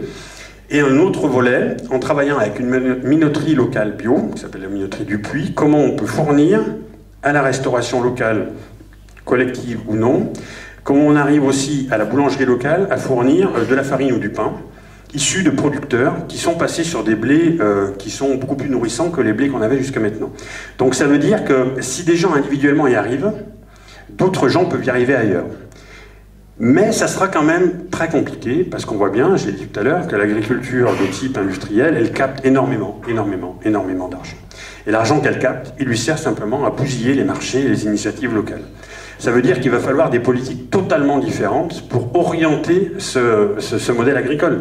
Le modèle agricole, aujourd'hui, on arrive à résister, et c'est important de mettre individuellement des choses, individuellement ou collectivement, de mettre des choses en place. Mais ce qui est... parce que si on le fait pas, on peut toujours dire on a un super projet, ça marche bien, ils vont nous dire ah oui, comment ça marche, ben, on ne l'a pas encore fait, mais on va le faire bientôt. C'est pas crédible. Là, c'est crédible. Donc si on arrive à faire irriguer une partie de l'argent de la PAC, à rediriger l'argent que touchent trop certains céréaliers, notamment certains betteraviers aussi, même si on est un peu dans une région où il y en a, il y a des gens qui touchent trop d'argent, il faut l'admettre, et il y en a des gens qui touchent pas assez, c'est l'agriculture de qualité. Stéphane Travert, quand il est arrivé au ministère de l'Agriculture, ses deux premières déclarations, ça a été de dire on va donner des dérogations pour pallier l'interdiction des néonicotinoïdes, interdiction qui est entrée en vigueur il n'y a pas très longtemps. Et la deuxième déclaration, c'était de dire on va supprimer les aides au maintien bio parce que le bio doit se rémunérer par le marché. Les gens ont qu'à payer, après tout, salauds de riches qui préfèrent acheter des écrans plats, payez donc vos producteurs.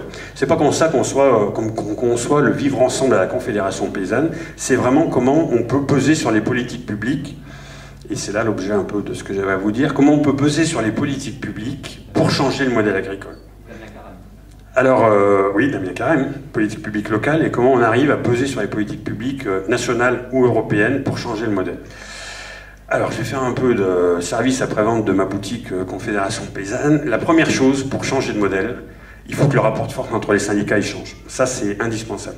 Aujourd'hui, on est sur un rapport de force historique.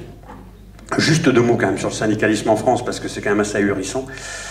Et je m'aperçois que tout le monde n'est pas forcément au courant de l'histoire syndicale en France, notamment agricole, ce qui est bien normal, mais j'ai aucune notion de l'histoire syndicale des autres branches de la société.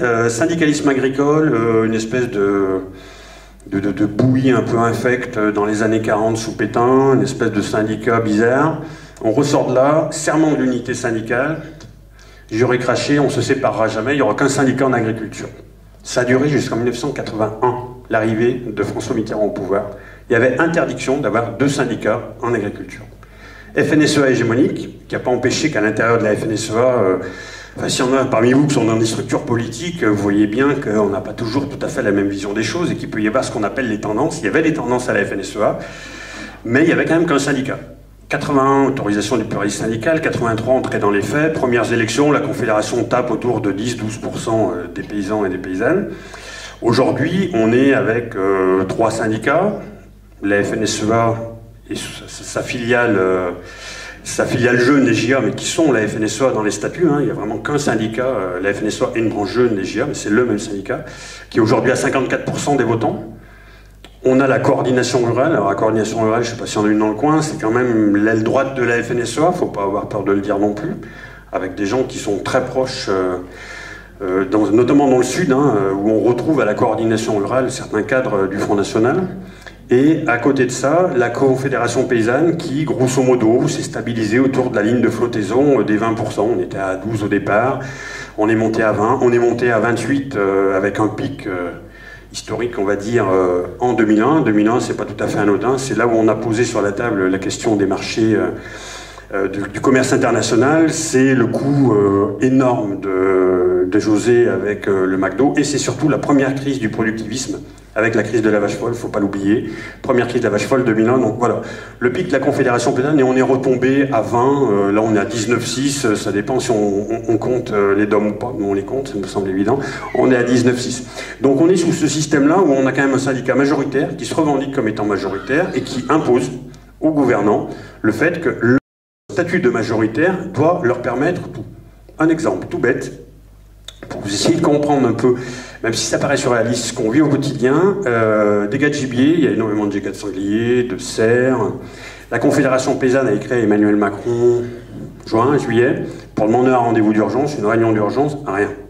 Christiane Lambert, voyons que c'est un sujet, on est en campagne électorale, on revote pour les audiences paysannes, là, enfin, les élections de chambre d'agriculture en janvier. Christiane Lambert voit que le sujet sort de partout dans les départements, elle pose ça sur la table. Sébastien Lecornu, que Julien Durand toujours connaît bien, puisque c'est lui qui a géré aussi l'évacuation de la ZAD. Sébastien Lecornu, secrétaire d'État à la biodiversité, dit ok, pas de problème, on fait une réunion pour régler les problèmes de dégâts de gibier. Il fait un communiqué de presse mardi matin en disant le ministre Sébastien Lecornu et le ministre Stéphane Travert recevront la FNSEA et les jeunes agriculteurs pour parler des dégâts de gibier jeudi. Voilà, c'est ça le syndicalisme majoritaire, c'est le mépris des opinions différentes. Et il a fallu qu'on bataille toute la journée de mardi avec le cabinet d'Emmanuel Macron pour aller à la réunion. C'est pas pour imposer nos vues, hein, pour aller à La Réunion. C'est aussi ça le quotidien de la Confédération paysanne. Et si on veut changer de politique agricole, il va falloir absolument inverser le rapport de force. Ça veut dire qu'il faut faire passer la FNSEA en dessous des 50%. Ça, c'est indispensable de sortir très rapidement du syndicalisme dominant et majoritaire, parce que c'est plus possible. Ils orientent l'agriculture, ils vont dans le mur. Je pense que certains d'entre eux le savent, mais ils n'ont pas la franchise de dire il faut changer, donc il faut absolument qu'ils diminuent. Il faut contrer la poussée de la coordination qui est en train de dire aux paysans tout ce qu'ils ont envie d'entendre. Vous aurez des prix rémunérateurs, les consommateurs ont qu'à payer. Ils avaient un slogan, alors là il va falloir qu'ils changent. Ils avaient un slogan qui s'appelait « Hulot, de l'eau, du glypho ». Hulot, le ministre, de l'eau, donc irriguons tant qu'on pouvons, et du glypho. Donc ils ont quand même commencé leur campagne électorale là-dessus. Ça donne un peu la teneur de ces gens-là. Et là, leur slogan qu'ils présentaient la semaine dernière à Innovagri, c'était « Rendons l'agriculture aux agriculteurs ». Alors que nous, notre slogan, c'est produire pour vivre, mais notre génétique, c'est de dire il faut surtout pas laisser l'agriculture aux agriculteurs. C'est comme ça qu'on fait depuis les années 60 et ça marche pas. Ça marche, personne n'y retrouve son compte. Donc nous, on veut vraiment décloisonner l'agriculture et y ramener un vent de fraîcheur. Simplement, c'est pas vous dans la salle qui allez voter pour nous, puisque vous n'êtes pas encore électeur aux élections de chambre d'agriculture, puisque vous n'êtes pas exploitant agricole, c'est le mot, même si le terme exploitant nous gêne beaucoup à la Confédération paysanne, parce qu'il a un double sens qui est extrêmement gênant. C'est pour ça qu'on se revendique paysan-paysanne. Et il va falloir absolument que les gens votent pour la Confédération paysanne, c'est-à-dire que, je suis en train de vous dire, si vous rencontrez des paysannes et des paysans, mettez le doigt sur ce qui fait mal en fait. Faites-leur comprendre que c'est pas les initiatives individuelles, si vertueuses soient-elles, si réussies soient-elles, qui vont permettre à tout le monde de changer le modèle agricole et alimentaire. C'est vraiment le rapport de force qui va se créer au niveau européen, dans les ministères, et le rapport de force, il se créera autour de la Confédération paysanne. C'est pas parce qu'on est meilleur, c'est parce que simplement l'aspiration majeure des gens et majoritaire des gens, c'est un projet qui ressemble beaucoup à celui de la Confédération paysanne. S'il n'y avait pas eu la Confédération paysanne, on boufferait tous des OGM sans se poser la question. S'il n'y avait pas eu la Confédération paysanne, on serait tous en train de manger du bœuf aux hormones, d'avoir l'hormone laitière sans se poser la question. Le cas du glypho, nous, ça fait des années qu'on parle des pesticides. On a posé le débat, il vit. Si c'est interdit, ça sera peut-être à cause de la Confédération paysanne, pas que, mais on fait vivre les débats. Le débat de l'industrialisation de l'agriculture, c'est quand même la Confédération paysanne qui l'a fait vivre. Et quand, après les premières... Je sais plus du tout où j'en étais en fait.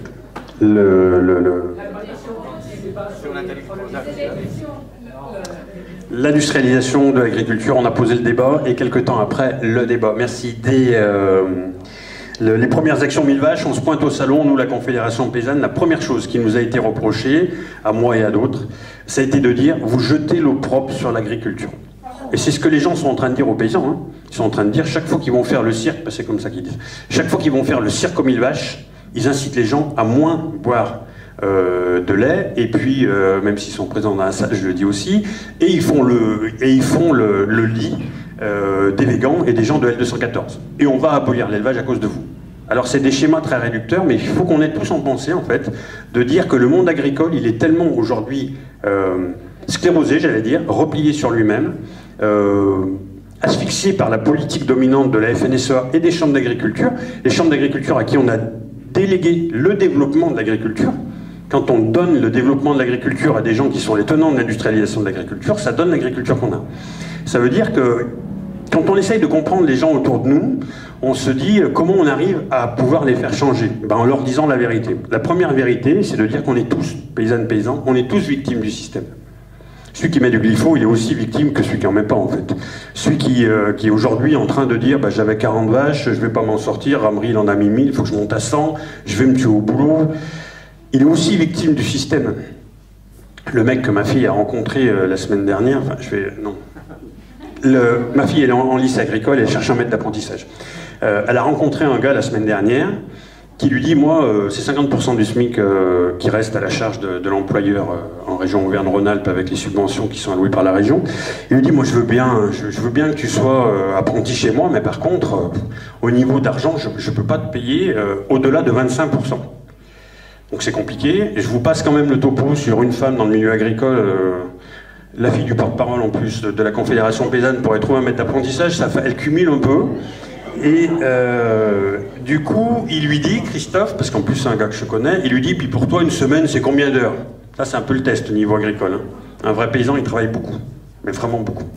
Elle lui dit, bah, je sais pas, dans le contrat, c'est 35 heures, il faut voir. Il lui dit, pour moi, c'est 75 heures. Donc oui, c'est effectivement 75 heures, il lui proposait 75 heures à 25% du SMIC mensuel, pas horaire, hein, mensuel. Ça veut dire que ce gars-là, il s'est quand même coincé dans un système dont il ne pourra jamais sortir, parce qu'aujourd'hui, il est tout seul sur sa ferme. Donc s'il embauche quelqu'un qui va faire 75 heures, il en fait combien aujourd'hui? Il fait combien d'heures aujourd'hui et pour quel revenu, puisqu'il n'a même pas les moyens de salarier quelqu'un pour le soulager dans sa tâche. Donc nous, on est très attachés à la Confédération paysanne dans les temps qui arrivent, de dire aux paysans qu'effectivement, ils manquent de revenus. Et il faut régler ce problème-là. Des gens qui gagnent de l'argent autour de l'agriculture, il y en a plein. Notamment les grandes multinationales, Lactalis, toute la bande. Il va falloir aller les taper au portefeuille. Il va falloir répartir les aides plus équitablement pour retrouver du revenu. Mais il y a quelque chose qui nous semble aujourd'hui encore plus fondamental, même si la question du revenu, c'est central quand même, hein, qui nous semble encore plus fondamental, c'est la question... du vivre, hein, notre slogan produire pour vivre, bah, pour avoir de l'argent, pour être rémunéré, mais vivre quoi. Vivre, avoir un rythme de vie qui nous permette de vivre comme l'ensemble des citoyens, d'avoir des vacances, d'avoir des week-ends, d'avoir du temps libre, d'avoir le temps le mercredi après-midi, d'accompagner ses enfants aux activités sportives ou culturelles, enfin, d'avoir une vie normale. Et ça, c'est quand même un truc sur lequel on bute. Parce que le milieu agricole, il se construit et il s'auto-construit sur le fait que nous, on est des vrais travailleurs. Et les gamins, moi, je vois bien. Ma fille, elle a passé le bac, elle a des collègues d'école qui passent à la maison. Voilà, nous, on est des travailleurs. On n'est pas des bras en l'air, on n'a pas nos dimanches, on ne va pas se promener, on ne va pas à Druka écouter des trucs dans les salles. Nous, on travaille, on arrache nos betteraves, on ensile nos maïs, on traîne nos vaches. Il y a quand même ça. Hein. Et le modèle agricole dominant, dans l'enseignement agricole, il est dépendant quelque part de la bonne volonté des profs. Les programmes, ils sont quand même sur l'agriculture la plus intensive possible, sur le nourrir le monde qui nous est vendu par le ministère, par l'Union européenne, projet de la Commission européenne pour la PAC 2020. La première chose, c'est il faut nourrir, produire pour nourrir le monde.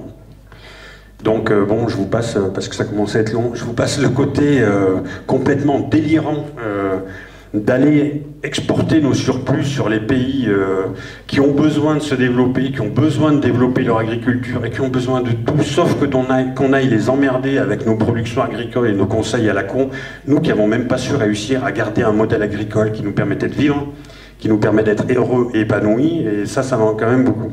Donc l'enjeu des mois à venir pour la Confédération paysanne, c'est de faire un score cohérent, si possible de gagner des chambres départementales, puisqu'on est quand même dans un système où il y a des chambres d'agriculture, c'est des listes départementales, on vote, on a gagné 2 chambres le dernier coup, ce qui est modeste, mais ce qui est quand même pas rien. On a gagné la chambre d'agriculture du Puy-de-Dôme et la chambre d'agriculture de la Réunion. On part en campagne pour gagner, parce que c'est important, pour gagner des chambres, bah garder les 2 qu'on a déjà, même si c'est un peu compliqué. Pour en gagner d'autres, raisonnablement, on pense qu'on va gagner en Ariège et en Ardèche. C'est pas qu'on prend les A et que le prochain coup on va gagner les B, hein, c'est exactement ça. Qu'on va gagner en Ariège et en Ardèche, et puis on a de très très bonnes raisons de penser qu'on va gagner à la Guyane et à Mayotte, parce qu'on est sur des systèmes agricoles où le discours de la Confédération paysanne il est beaucoup plus favorable. Et puis on a quand même l'espoir un peu... irréaliste d'après certains, mais on a quand même dans un coin de notre tête qu'on peut aller regagner notre fief historique qu'on a perdu depuis 14 ans, qui est la Loire-Atlantique, qui est quand même le cœur de la Confédération paysanne. Et on ne désespère pas qu'avec tout le travail qui a été fait par la Confédération paysanne et sur Notre-Dame-des-Landes, et surtout sur les SIAP, les coopératives d'installation d'agriculture paysanne, on puisse avoir une bonne surprise. Mais à la limite, peu importe, nous l'objectif c'est de passer la barre des 20%, de réenclencher la marche avant, parce que ça fait quand même 2 fois qu'on recule, même si on ne recule pas beaucoup, et de convaincre que les paysans et les paysannes qu'en fait il faut absolument se réconcilier avec les citoyens et les citoyennes, il faut absolument se remettre debout et dire voilà, on s'est trompé, on va changer. Alors quand on dit ça c'est facile, imaginez-vous dans vos vies, est-ce que vous avez eu des grands changements? Est-ce que vous vous êtes dit à un moment dans votre vie, là je me trompe, il faut que je change? Au niveau boulot, au niveau affectif, au niveau géographique, c'est pas simple. Hein, c'est pas simple. Et nous, on a décidé de partir faire campagne en disant ça aux gens. Donc, va peut-être falloir nous aider un peu, parce que c'est pas forcément gagné. Mais on a quand même bon espoir que toutes ces agricultures qui se mettent en avant, elles accompagnent le mouvement de la Confédération paysanne. Et puis, pour faire beaucoup avec Nicolas Giraud et Emmanuel Attagirard notamment, deux autres secrétaires nationaux de la Confédération paysanne, pour faire beaucoup de déplacements en département depuis 3 semaines. Là. On discute avec les uns les autres et on voit bien le phénomène qui se passe, qui est quand même assez fort, de gens qui s'installent sur des petites structures. Des gens qui s'installent sur 2 hectares de maraîchage, qui s'installent sur 4 hectares d'orge pour faire de la bière, qui s'installent sur 8 hectares pour faire du pain. Il y a plein de petits paysans qui s'installent sur des petites surfaces. Il y en a de plus en plus. Et à côté de ça, quel phénomène on a, notamment dans le domaine du porc et le domaine des vaches allaitantes? On a des fermes de 150 vaches allaitantes qui sont reprises par un mec qui en a 200. Parce que plus personne ne peut les reprendre. On a des fermes de 10 à 20 000 porcs qui sont cumulés par accumulation d'exploitations qui disparaissent. Donc quelque part, et c'est pas qu'un schéma ou qu'un raccourci de la pensée, on a plein de petites fermes qui poussent de partout. Et on a plein de grosses fermes qui sont en train de se bouffer entre elles. Et moi je me dis que si ça a servi qu'à ça, le combat des 1000 vaches, c'est déjà pas mal. Et j'en reste là. Merci.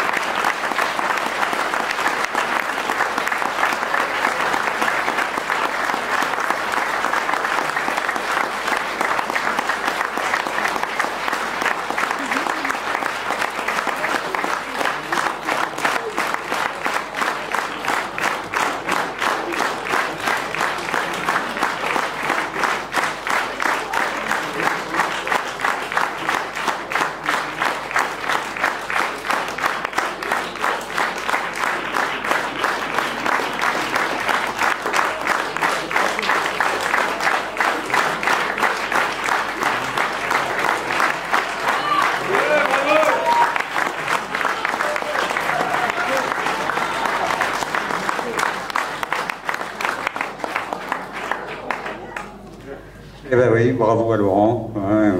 Non mais tout ce qu'il faut comme énergie pour changer les choses, voilà, c'est ça qui est important. Et puis toutes ces informations, voilà, qui nous apportent et qui sont effectivement fondamentales. Alors on va engager un petit débat. Ouais, t'es encore prêt. Bon. Alors si on a des questions dans la salle, allez, une première. Vas-y. Bonjour, je voulais savoir si des non-agriculteurs pouvaient participer à la campagne électorale comme on a pu le faire l'année dernière pour François Ruffin par exemple. Et est-ce qu'on peut démarcher des agriculteurs en faisant du porte-à-porte comme on peut le faire pour les autres citoyens? C'est intéressant ça, oui. Alors ça c'est intéressant. Donc plusieurs collèges dans les champs d'agriculture, je ne suis pas rentré dans le détail. Le collège qui nous semble important, c'est le collège des exploitants et exploitantes agricoles, 18 candidats de suppléants, donc des listes de 21. La Confédération paysanne espère avoir une liste dans chaque département, ce qui était le cas le dernier coup et ce qui devrait raisonnablement être le cas cette fois-là. Une fois que les listes sont faites, il va falloir aller effectivement faire des événements, des stratégies de communication, de discussion avec les gens. Je parlais tout à l'heure d'Innovagri, effectivement, on est en milieu complètement hostile, mais on a fait le choix de faire cette campagne-là, d'aller voir les paysans là où ils étaient. Il y a des gens de la FNDSEA qui sont arrêtés sur le stand de la conf à Innovagri pour dire oui, en fait votre position c'est quoi, on n'a pas compris. Donc ça veut dire qu'il y a un besoin de parler aux gens qui ne sont pas adhérents chez nous. Ça c'est clair. Est-ce que c'est par du porte-à-porte? Est-ce que c'est par des conférences de presse? Je ne sais pas. Ce qui est sûr c'est que la campagne elle va être départementale. Et que nous, la Confédération paysanne nationale, on est en appui, je suis responsable de la... Je ne l'ai pas dit, mais je suis responsable du lien national depuis 2 ans entre le national, les départements, les régions, et du coup, de fait, je suis responsable de ces élections professionnelles en duo avec Emmanuel Attagirard, qui est paysanne en Indre-et-Loire. Donc, on a une structure nationale en appui des structures départementales. Donc, par rapport à la question que tu poses, je pense que, je ne sais pas s'il y a des gens, enfin, je sais qu'il y a des gens de la Confédération paysanne de la Somme ici, je pense que c'est vers eux qu'il faut se tourner. Et c'est eux qui vont faire campagne. Enfin, je ne sais pas si tu veux dire 2 mots par rapport à la proposition, mais...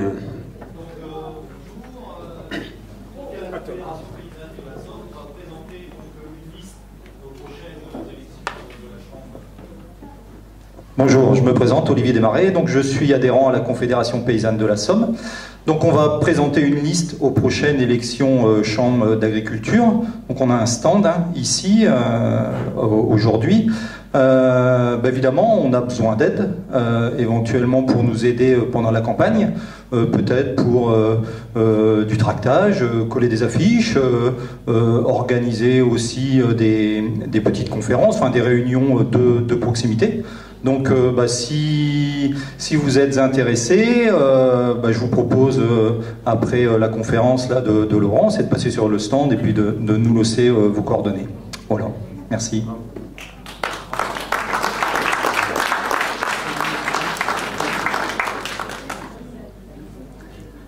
Autre question? Allez.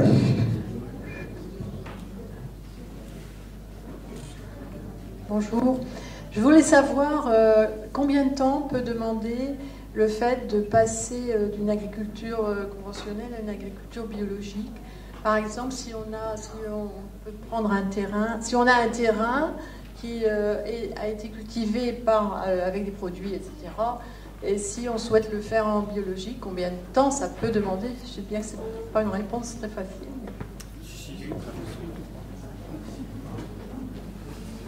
Si la réponse est très facile, en fait, c'est 2 ans. Entre le moment où on décide de passer en agriculture biologique, nous, sur notre ferme, en 2011, on s'est dit, bon, là, on est prêt dans nos têtes et on est prêt agronomiquement et puis techniquement sur notre troupeau à passer en agriculture biologique. On a demandé la certification en agriculture biologique. On a travaillé en agriculture biologique de 2011 à 2013, sous contrôle du contrôleur de l'organisme de contrôle. Nous, c'est EcoCert qui nous contrôle, qui vérifie qu'on respecte bien le cahier des charges de l'agriculture biologique. Et en 2013, on a eu le label, le AB, mais que tout le monde met parce qu'il est parlant. Mais en fait, le vrai label européen, c'est la feuille avec les étoiles de l'Europe autour, là. On a eu le label officiel en agriculture biologique. Ça, c'est l'aspect très technique et très... mais d'une façon plus large, pour passer en agriculture biologique, on voit aujourd'hui qu'il y a des conversions en agriculture biologique qui sont des conversions un peu poussées par la réalité du marché, notamment en production laitière, où il y a des gens, le prix du lait est tellement bas qu'ils se disent « bon, je passe en bio ». Mais c'est pas suffisant. Je pense que le bio, c'est vraiment une démarche au-delà de l'aspect économique. Nous, on est passé en bio, par exemple, après de longues années de progression vers l'agriculture biologique. Quand on est passé en bio, ça faisait presque 4-5 ans qu'on n'utilisait plus de pesticides. Ça faisait 7-8 ans qu'on n'était plus acheteur de semences de blé, qu'on multipliait nos blés à la ferme. Voilà, on s'en est rapproché. Ça faisait déjà 2 ans que ma sœur travaillait beaucoup autour de l'homéopathie et des huiles essentielles. Enfin, on s'en est rapproché. Nous, il nous semble que c'est quand même dangereux de passer trop vite, parce qu'il ne faut pas complètement mettre en danger les équilibres financiers. C'est toujours pareil par rapport à ce que je disais tout à l'heure sur le changement. Il y a des choses qu'on sait faire, il y a des choses qu'on apprend, et il ne faut pas vouloir griller les étapes. Et la phase d'apprentissage, elle est importante. Et puis après, au-delà sur l'agriculture biologique, oui, il y a une évidence que, j'allais dire qu'il faudrait passer tous très très vite vers un autre modèle agricole. L'autre modèle agricole qui peut être biologique ou en direction de l'agriculture biologique. Mais ce qui est sûr, c'est que vraiment, il ne faut pas trop attendre plus pour qu'il y ait plein de gens qui se mettent dans des démarches de réflexion autour de leur système. Qu'est-ce que je produis, comment je produis, pour qui je produis et comment j'aimerais que ça évolue autour de moi. Et il faut vraiment qu'il y ait des structures d'accompagnement de ces réflexions-là. Je vais prendre un exemple, pour toujours le lien, mon obsession, lien à la politique. Nous, dans la région Auvergne-Rhône-Alpes, quand Jean-Jacques Carin a été battu aux élections régionales par Laurent Wauquiez, un des premiers effets de Wauquiez sur l'agriculture, c'est la suppression de toutes les subventions à la Fédération régionale de l'agriculture biologique, à l'ADA, qui accompagne les paysans pour la Confédération paysanne, à Accueil Paysan, qui est l'organisme accompagnement tourisme, à Solidarité Paysan, au comité d'action juridique de la Confédération. Toutes les structures qui accompagnent les gens vers un autre modèle agricole, on les a flinguées. C'est très compliqué dans notre région aujourd'hui d'essayer d'évoluer vers un autre modèle agricole. Je fais un essai, oui, ça marche. Pour combien de temps, je ne sais pas. Allez, une petite question ici. Merci. Moi, je voudrais vous dire merci, bravo déjà pour tout ce que vous faites.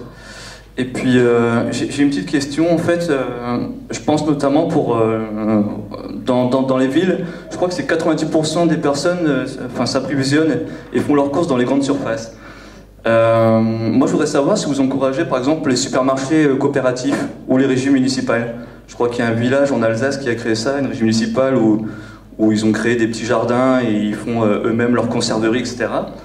Et les supermarchés coopératifs, je crois qu'il y a un supermarché coopératif à Paris qui s'appelle La Louve, je crois. Et je voudrais savoir si vous encouragez ce type de supermarchés. C'est notamment des supermarchés où ce sont des bénévoles qui mettent en rayon, qui réceptionnent, qui font la caisse, etc. Donc c'est géré de manière autonome. Et il y a aussi un truc qui marque, c'est que les produits industriels en fait sont produits de manière complexe, c'est-à-dire elles sont traitées, les plats cuisinés généralement c'est des matières qui viennent du bout du monde, et dans les rayons ça paraît très simple. Et surtout dans les milieux populaires, s'approvisionner en circuit court, ça paraît compliqué. Enfin, qu'est-ce qu'on peut faire pour changer ça? Voilà. Et un petit mot aussi sur le gaspillage, parce que désolé, je suis bavard. Le gaspillage, en fait, c'est ça aussi qui est choquant, c'est que vous produisez beaucoup, et il y a beaucoup de pertes. Et je me pose toujours la question, quel est l'intérêt de produire énormément pour ne pas le vendre? Voilà, merci. Alors, sur l'aspect commercialisation, supermarché, nous, la Confédération paysanne, on a accompagné la création des AMAP. Le projet de l'agriculture paysanne, de la Confédération paysanne, c'est l'agriculture paysanne, AP. C'est un terme déposé par notre structure de formation, la FADEA. Les AMAP, c'est les associations de maintien de l'agriculture paysanne qui sont donc conventionnées au niveau du MIRAVAP national avec la FADEA pour l'utilisation du mot agriculture paysanne. Donc voilà, ça là-dessus on est sur ces mouvements-là, on essaye autant que faire se peut d'accompagner par les structures départementales en fonction de la force qu'elles ont, les initiatives citoyennes qui vont dans le sens du système global sur lequel on veut l'aller. Après, on n'est pas, j'allais dire, un peu chacun son métier quelque part. Je pense que le but vers lequel on veut tous aller, c'est une autre façon de s'alimenter, une autre façon de produire, et du coup un autre lien surtout entre les consommateurs et les producteurs, et qu'il y a plein de choses qui peuvent rentrer dans ce cadre-là, qui sont les supermarchés coopératifs, qui peuvent être les AMAP, qui peuvent être... Donc là-dessus, on n'est pas moteur dans l'accompagnement de ces structures-là, mais voilà. Pour la première partie, il y avait 2 questions en fait, hein. Il n'y en avait pas 3. 3, c'est laquelle la troisième? Alors j'ai oublié. Le gaspillage, je l'ai. Donc oui, sur le gaspillage, oui, pourquoi on produit alors qu'il n'y a pas de marché? Ça, c'est si on avait cette réponse, je pense qu'on serait déjà majoritaire en fait. Si on arrivait à comprendre pourquoi le réflexe, il s'enclenche pas chez les gens quand on voit les chiffres de disparition. Je prends l'exemple de la production laitière sur laquelle c'est un dossier que j'ai beaucoup travaillé depuis que je suis installé. On sait que 4% de lait en trop sur le marché, c'est 20% de baisse de prix. 4%, 20%. On sait ces phénomènes-là. Quand le prix baisse, les gens ils raisonnent pas du tout comme ça dans leur tête. Ils raisonnent, ma recette laitière, c'est un volume multiplié par un prix. Quand le prix baisse, j'augmente le volume. Et c'est l'effet boule de neige dramatique. Hein. Et le réflexe de beaucoup de paysans et de paysannes, il est là. Et il est alimenté par tous les politiques publiques. Quand on a arrêté les quotas laitiers, là, en 2014, ou les quotas betteraviers en 2014 de la même façon, les gens se sont dit, chouette, on va pouvoir produire beaucoup plus. Et les cours se sont effondrés. Aujourd'hui, il y a 350 000 tonnes de poudre de lait en stock en Europe. Personne ne sait si elle va périmer, ça c'est la première chose, ça fait 2 ans qu'elle y est. Elle est peut-être déjà périmée, personne ne sait ce qu'on peut en faire. Macron a demandé à ce qu'on le donne aux cochons de façon réelle, qu'on l'incorpore dans l'alimentation du bétail parce qu'on ne sait pas quoi en faire. L'Europe paye pour ce stock-là. Donc il y a ce réflexe de on produit sans se poser la question du est-ce que le marché va l'absorber? Et je pense que c'est une doctrine économique. François Hollande, quand il est arrivé, il a dit on va faire la politique de l'offre. C'est exactement ça. On va produire, occupez-vous pas, inquiétez-vous pas, on va s'occuper pour le commercialiser. On va aller envoyer votre lait en Chine, ça va marcher. Ça a marché 2 ans, Sodial est en train de fermer son usine, Simultra est en train de fermer son usine à Calif Sodial en Bretagne. L'Iran avait ouvert ses frontières, il y avait trop de bœuf en France, on va ouvrir les frontières. L'Iran a ouvert ses frontières au bœuf iranien, avec la Bisbee, avec Trump, ils ont refermé leurs frontières. Le bœuf normand, qui était en contrat avec l'Iran, aujourd'hui il reste en Normandie. Donc il y a une vraie logique économique. En fait, plus on fait circuler les marchandises autour de la planète, plus elles dégagent un tout petit peu de valeur ajoutée, comment dire, il faut créer de la valeur, il faut créer du PIB.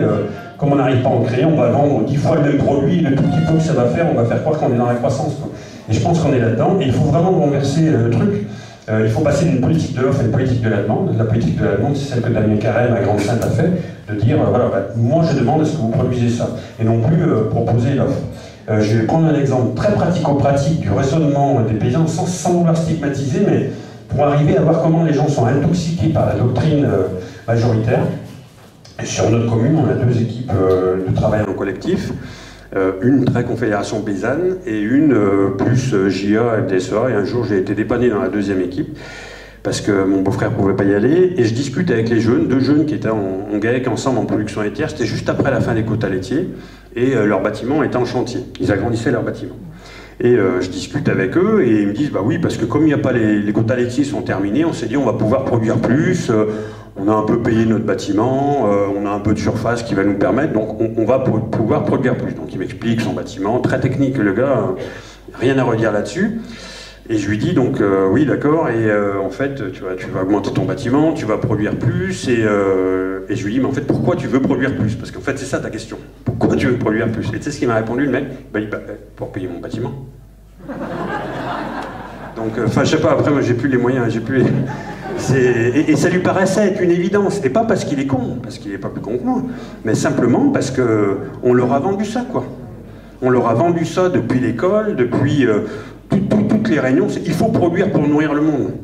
Et le mec, il en était arrivé à produire pour payer le bâtiment qu'il mettait en place pour pouvoir produire, enfin... Voilà, et c'est compliqué. Et après, ça, c'est pas sur la question du gaspillage, c'est sur la question du produire plus. La question du gaspillage, elle est réelle. Enfin, je regardais tout à l'heure chez Ramery les betteraves qui étaient par terre. Ah oui. Il y avait quand même... Oui, il y en avait beaucoup. Il y avait quand même beaucoup de... Enfin, c'était ramassé un peu comme un cochon, quand même. Je suis pas betteravier, mais il y avait quand même de la perte au champ. Il y a aussi énormément de viande qui se gaspille dans les cantines parce qu'elle est dégueulasse. Donc c'est pour ça, le produire mieux et produire moins, il est d'actualité. Il y a, quand sur Saint-Étienne, il y a des gens qui réfléchissent à faire une légumerie, c'est aussi pour lutter contre le gaspillage alimentaire. Parce que comment on arrive sur les écarts de marché, les tomates qu'on peut pas vendre, comment on arrive à les transformer, à en faire des coulis et à les remettre sur le circuit alimentaire plutôt que de les laisser sur pied et qu'elles soient pas ramassées. Il y a aussi toutes ces dynamiques-là qu'il faut enclencher. Allez. Merci. Une question de politique syndicale. Moi, j'entends parfaitement votre désir de gagner des points et de faire baisser le pourcentage aux élections professionnelles de la FNSEA. Alors, si j'ai bien compris, ils font 54, la conf 20, ça fait 75, disons. Il en reste 25.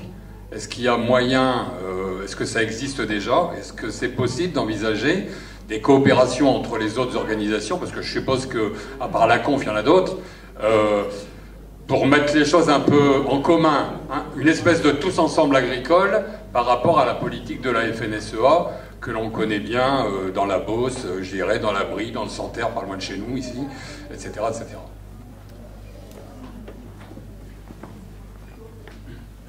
Comme j'ai été malhonnête tout à l'heure, j'ai menti par omission, ça me permettra de récupérer le truc.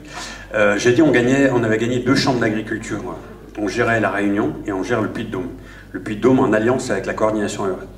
Donc effectivement, il manque 25 là, entre la FNSEA et la Conf. Les 25, c'est 4,5% en MODEF. Le MODEF, j'en ai pas parlé, mais c'est le syndicat du Parti communiste historique qui est ciblé sur 2 ou 3 départements phares, notamment la Corrèze et les Landes. Donc voilà, et le reste c'est les 20% et les brouettes de la coordination rurale qui est vraiment sur une position, enfin ils sont demandeurs, hein, la coordination rurale, de dire on fait des alliances et on bascule la domination FNSEA dans les départements, puisque c'est des chambres départementales. Ce qui a été le cas dans le Puy-de-Dôme, avec une présidence de chambre d'agriculture Confédération Paysanne, mais avec une équipe 2 tiers conf, 1 tiers coordination rurale. Il y a des tentations d'alliance dans certains départements. Le comité national de la Confédération Paysanne, l'Assemblée générale de la Confédération Paysanne a voté contre les alliances avec la coordination rurale et le MODEF, parce qu'on a remis ça sur un plan politique. Quel est le programme commun? Quelle est, par exemple, la position de la Confédération Paysanne et celle de la coordination rurale sur le domaine des droits sociaux? La Confédération Paysanne, elle considère que les travailleurs qui travaillent sur notre ferme, ils doivent être bien payés et qu'ils doivent avoir une couverture sociale digne. La coordination rurale estime qu'il faut faire baisser cette charge. Voilà, c'est une charge de travail, c'est une charge que d'employer des gens, donc il faut, si possible, les payer moins et surtout, si possible, pas payer de cotisations sociales sur leur embauche. Sur l'accès au foncier, La coordination rurale, elle est contre le contrôle des structures. Nous, on estime qu'au-delà de 50-60 hectares, il faut des règles. On dit là, c'est trop grand. La coordination rurale, elle dit que l'agriculture aux agriculteurs, laissez-nous faire. Donc, il ne peut pas y avoir de réalité programmatique nationale sur ces problématiques-là. Donc, il n'y aura jamais de contrepoids à la FNSEA au niveau national. Il peut y avoir des alliances ci ou là, où au niveau départemental, on va basculer, on va prendre la charge de la Chambre avec la coordination rurale, comme c'est le cas dans le Puy-de-Dôme, où il y a eu des réalisations intéressantes. Hein. Il y a beaucoup plus de gens qui, aujourd'hui, dans le Puy-de-Dôme, font des mélanges de blé avec des protéines, donc sans intrants extérieurs. Il y a quand même des vrais programmes. Être aux manettes d'une Chambre, on peut changer les choses. Ça ne change pas la politique globale. Donc il y aura peut-être... on espère que non, mais il y aura peut-être des alliances avec la coordination rurale. Pour le moment, ils ne s'en dessinent pas. Il y aura vraisemblablement une alliance avec le MODEF, mais très très particulière dans les Landes. Mais on n'aura jamais une alliance nationale pour basculer. La coordination rurale, ils sont sortis de la FNSEA dans les années 90, 12, là. On n'est pas sur les mêmes bases. Hein. Nous, si on considère qu'on est à gauche de la FNSEA, eux sont clairement à l'extrême droite de la FNSEA.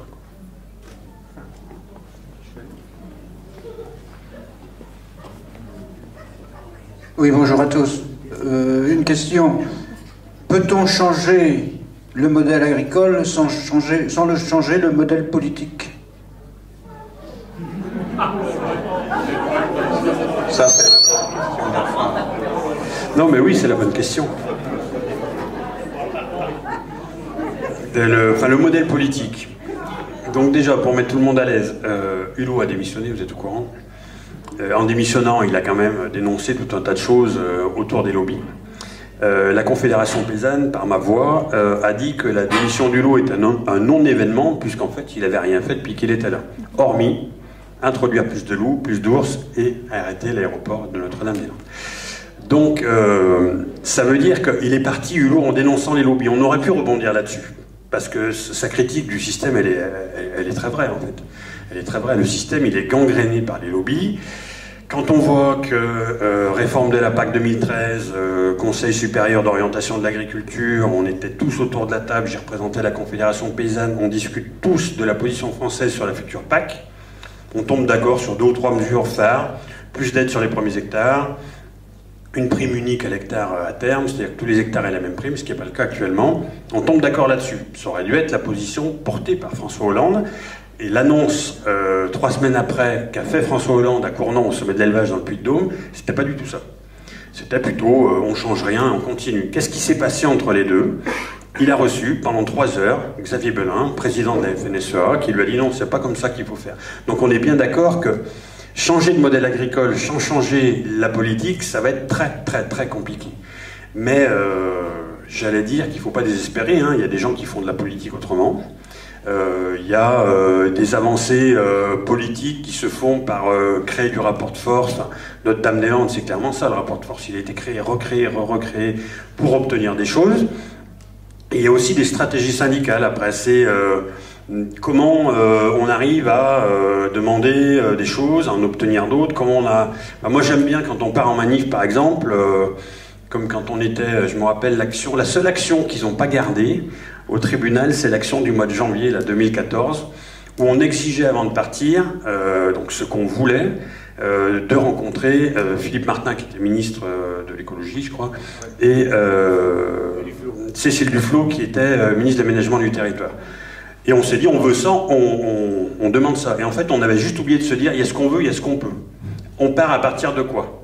Et je ne sais pas si vous vous rappelez, parce que vous étiez, certains d'entre vous, quand à midi, ils ont enlevé tous les camions de flics autour du bâtiment, qu'on n'avait plus de contact avec personne, ni le cabinet de Duflot, ni le cabinet de Martin, que moi, les mecs de Loire-Atlantique, ils me disaient, moi, il va falloir que je parte traire mes vaches. On s'est dit, on part avec quoi, en fait? Et la question est là, il y a ce qu'on veut, il y a ce qu'on peut. Et dans la pratique syndicale, il faut aussi avoir ça en permanence à l'esprit, être dans des demandes qui peuvent être... qui peuvent cadrer le projet politique, mais aussi savoir avec quoi on sort à minima. Et je pense que c'est important de sortir à minima avec des choses, pas pour notre ego, mais parce que la politique des petits pas, elle permet quand même d'accompagner des choses. Quand Stéphane Le Foll, il avait décidé de remettre 150 € de prime à l'hectare en plus sur les 52 premiers hectares, 52 premiers hectares, c'est la moyenne des fermes françaises. Donc toutes celles qui sont en dessous de la moyenne, il avait obtenu de l'Europe la possibilité de mettre 150 € de plus. Quand il est arrivé en France, Hollande a dit on va mettre que 100. Donc ça ne va rien que le folle aille se casser la tête à Bruxelles alors qu'il n'y a que lui qui voulait. Hollande il a dit on va mettre que 100 et en fait on s'est arrêté à 50. Les 50 ils sont quand même déjà un petit plus. Nous la Confédération paysanne on demandait les 150. Il y en a chez nous qui disaient mais ça devrait être 300 sur les 30 premiers. Oui bon d'accord mais au bout d'un moment il faut savoir, enfin je vois Julien qui rigole mais il faut savoir se contenter aussi de petites avancées sur lesquelles on va rebondir pour dire ça a marché, on peut faire plus. Et il faut savoir aussi quand on rentre en négociation, pas tirer trop sur la corde parce que c'est eux qui ont le pouvoir. Et quand on est dehors, c'est plus compliqué. On l'a vu nous sur le Haut Conseil aux biotechnologies où on avait dénoncé la politique publique sur la publication d'études sur les OGM. On a dit bon bordel, c'est inacceptable, on est sorti. Et ben, quand on a été dehors, on pouvait que regarder ce qu'ils faisaient dedans. Et là, ça a été la cata. On a perdu l'étiquetage à ce moment-là, parce que toutes les associations amies de la conf sont sorties en claquant la porte. Et il y avait raison de s'énerver, mais la stratégie, elle était mauvaise. On a mis 2 ans à rentrer, et dans les 2 ans, ils ont fait des dégâts. Donc effectivement, il y a le poids des lobbies, effectivement, on bute sur un mur très souvent, effectivement, il faudrait que ça change. Il faut revendiquer que ça change, il faut revendiquer que les lobbies y dégagent, mais il faut en attendant aussi se contenter de ce qu'on peut attraper, parce que tout ce qu'on attrape, ça permet aussi aux paysannes et aux paysans de continuer à vivre, même si, on se pose la question, moi notamment, même si on se donne peut-être, en gagnant des petites avancées, l'alibi de faire continuer le système qui est en train de nous détruire. Mais ça, c'est... voilà. Notre-Dame-des-Landes, voilà. Bien. Écoutez, une dernière intervention, on va s'arrêter là. Oui, Julien. Tout simplement, c'est que je voudrais que Laurent, quand on parle d'alliance pour les champs d'agriculture, il y a le secteur des salariés ou qui sont eux aussi victimes du système. Oui, sur les... Il y a plusieurs niveaux de salariés en agriculture. Il y a les salariés des champs d'agriculture, déjà, les premiers, qui mettent en place les politiques décidées par le syndicat majoritaire en termes de développement agricole. On voit que quand on prend une chambre d'agriculture comme dans le Puy-de-Dôme, ça n'a pas été très compliqué de faire comprendre aux salariés de la chambre d'agriculture qu'il fallait changer le modèle. Parce que c'est des gens qui réfléchissent, et il y a quand même beaucoup de salariés des structures des champs d'agriculture qui arrivent à mettre en place le projet de la conf. Les 3 dernières recrues de la Confédération paysanne nationale, Joris, Victor, Fabien, ils viennent des structures du syndicat majoritaire, l'interprofession ou l'assemblée permanente des chambres d'agriculture. C'est des gens qui étaient dans le système et qui disent il faut changer et qui viennent à la Confédération paysanne. Donc ça veut dire qu'effectivement il y a des gens avec qui on peut travailler, sur qui on peut s'appuyer. Après il y a les salariés du monde agricole. Nous, nos salariés sur notre ferme par exemple, et aussi les salariés dans les vignes, les salariés saisonniers. Et là, c'est quand même plus compliqué parce qu'on voit bien que nous, on revendique un droit au revenu pour les paysans, on revendique aussi un droit au revenu pour ceux qui travaillent avec nous. On voit bien que dans la compétition européenne, notamment dans le domaine des fruits et légumes, clairement, il y a des sociétés qui aujourd'hui proposent des services du clé en main. Nous, clé en main, on vient faire toutes vos vendanges. Nous, on est domiciliés en Pologne et nos salariés, ils sont polonais, soumis au droit du travail polonais. Vous nous filez une somme pour le travail et eux seront payés au SMIC polonais. Ça existe parce qu'il y a un déficit de main-d'œuvre en agriculture et parce qu'il y a une difficulté des producteurs à se rémunérer correctement, donc ils vont chercher cette main-d'œuvre-là. Nous, on va poser, enfin on l'a posé un peu l'été, mais on va poser dans le débat sur les européennes dès le mois de janvier la question des prix minimum d'entrée, notamment en fruits et légumes, c'est de dire on ne veut pas faire du protectionnisme, c'est pas ça, mais on estime que pas un produit, pas un fruit, pas un légume ne devrait rentrer en France s'il n'est pas de prix équivalent au prix français. Ça permettra aux Espagnols, puisqu'il y a eux qui sont visés, d'être obligés de payer correctement leurs salariés, et ça évitera que les Français soient obligés de faire appel à des sociétés de délégation de services ou d'avoir recours à des pesticides parce qu'ils écrasent la main-d'œuvre.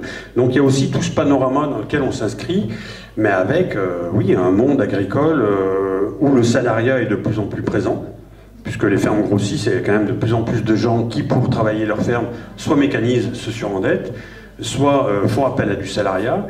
Et c'est une nouvelle donne qu'il faut prendre en compte.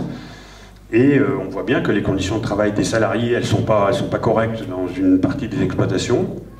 Juste une petite aparté, la Confédération paysanne travaille avec une association qui s'appelle Échange et Partenariat, qui travaille avec des stagiaires qui sont un peu partout, pour le moment des stagiaires en Espagne, des stagiaires en Roumanie, des stagiaires aussi en Bretagne, pour étudier les conditions de travail des salariés dans ces pays-là. Et ce qui nous ressort des premières études de la Bretagne et de l'utilisation de la main-d'œuvre dans le Nord Finistère, dans les exploitations maraîchères, c'est assez hallucinant en termes de conditions de travail, de conditions de logement, de conditions de rémunération des travailleurs. C'est vraiment... il y a un vrai problème où on est devenu à considérer la main-d'œuvre comme étant un outil de compétitivité, et on écrase les charges en écrasant les salariés. Et ça, c'est pas notre position.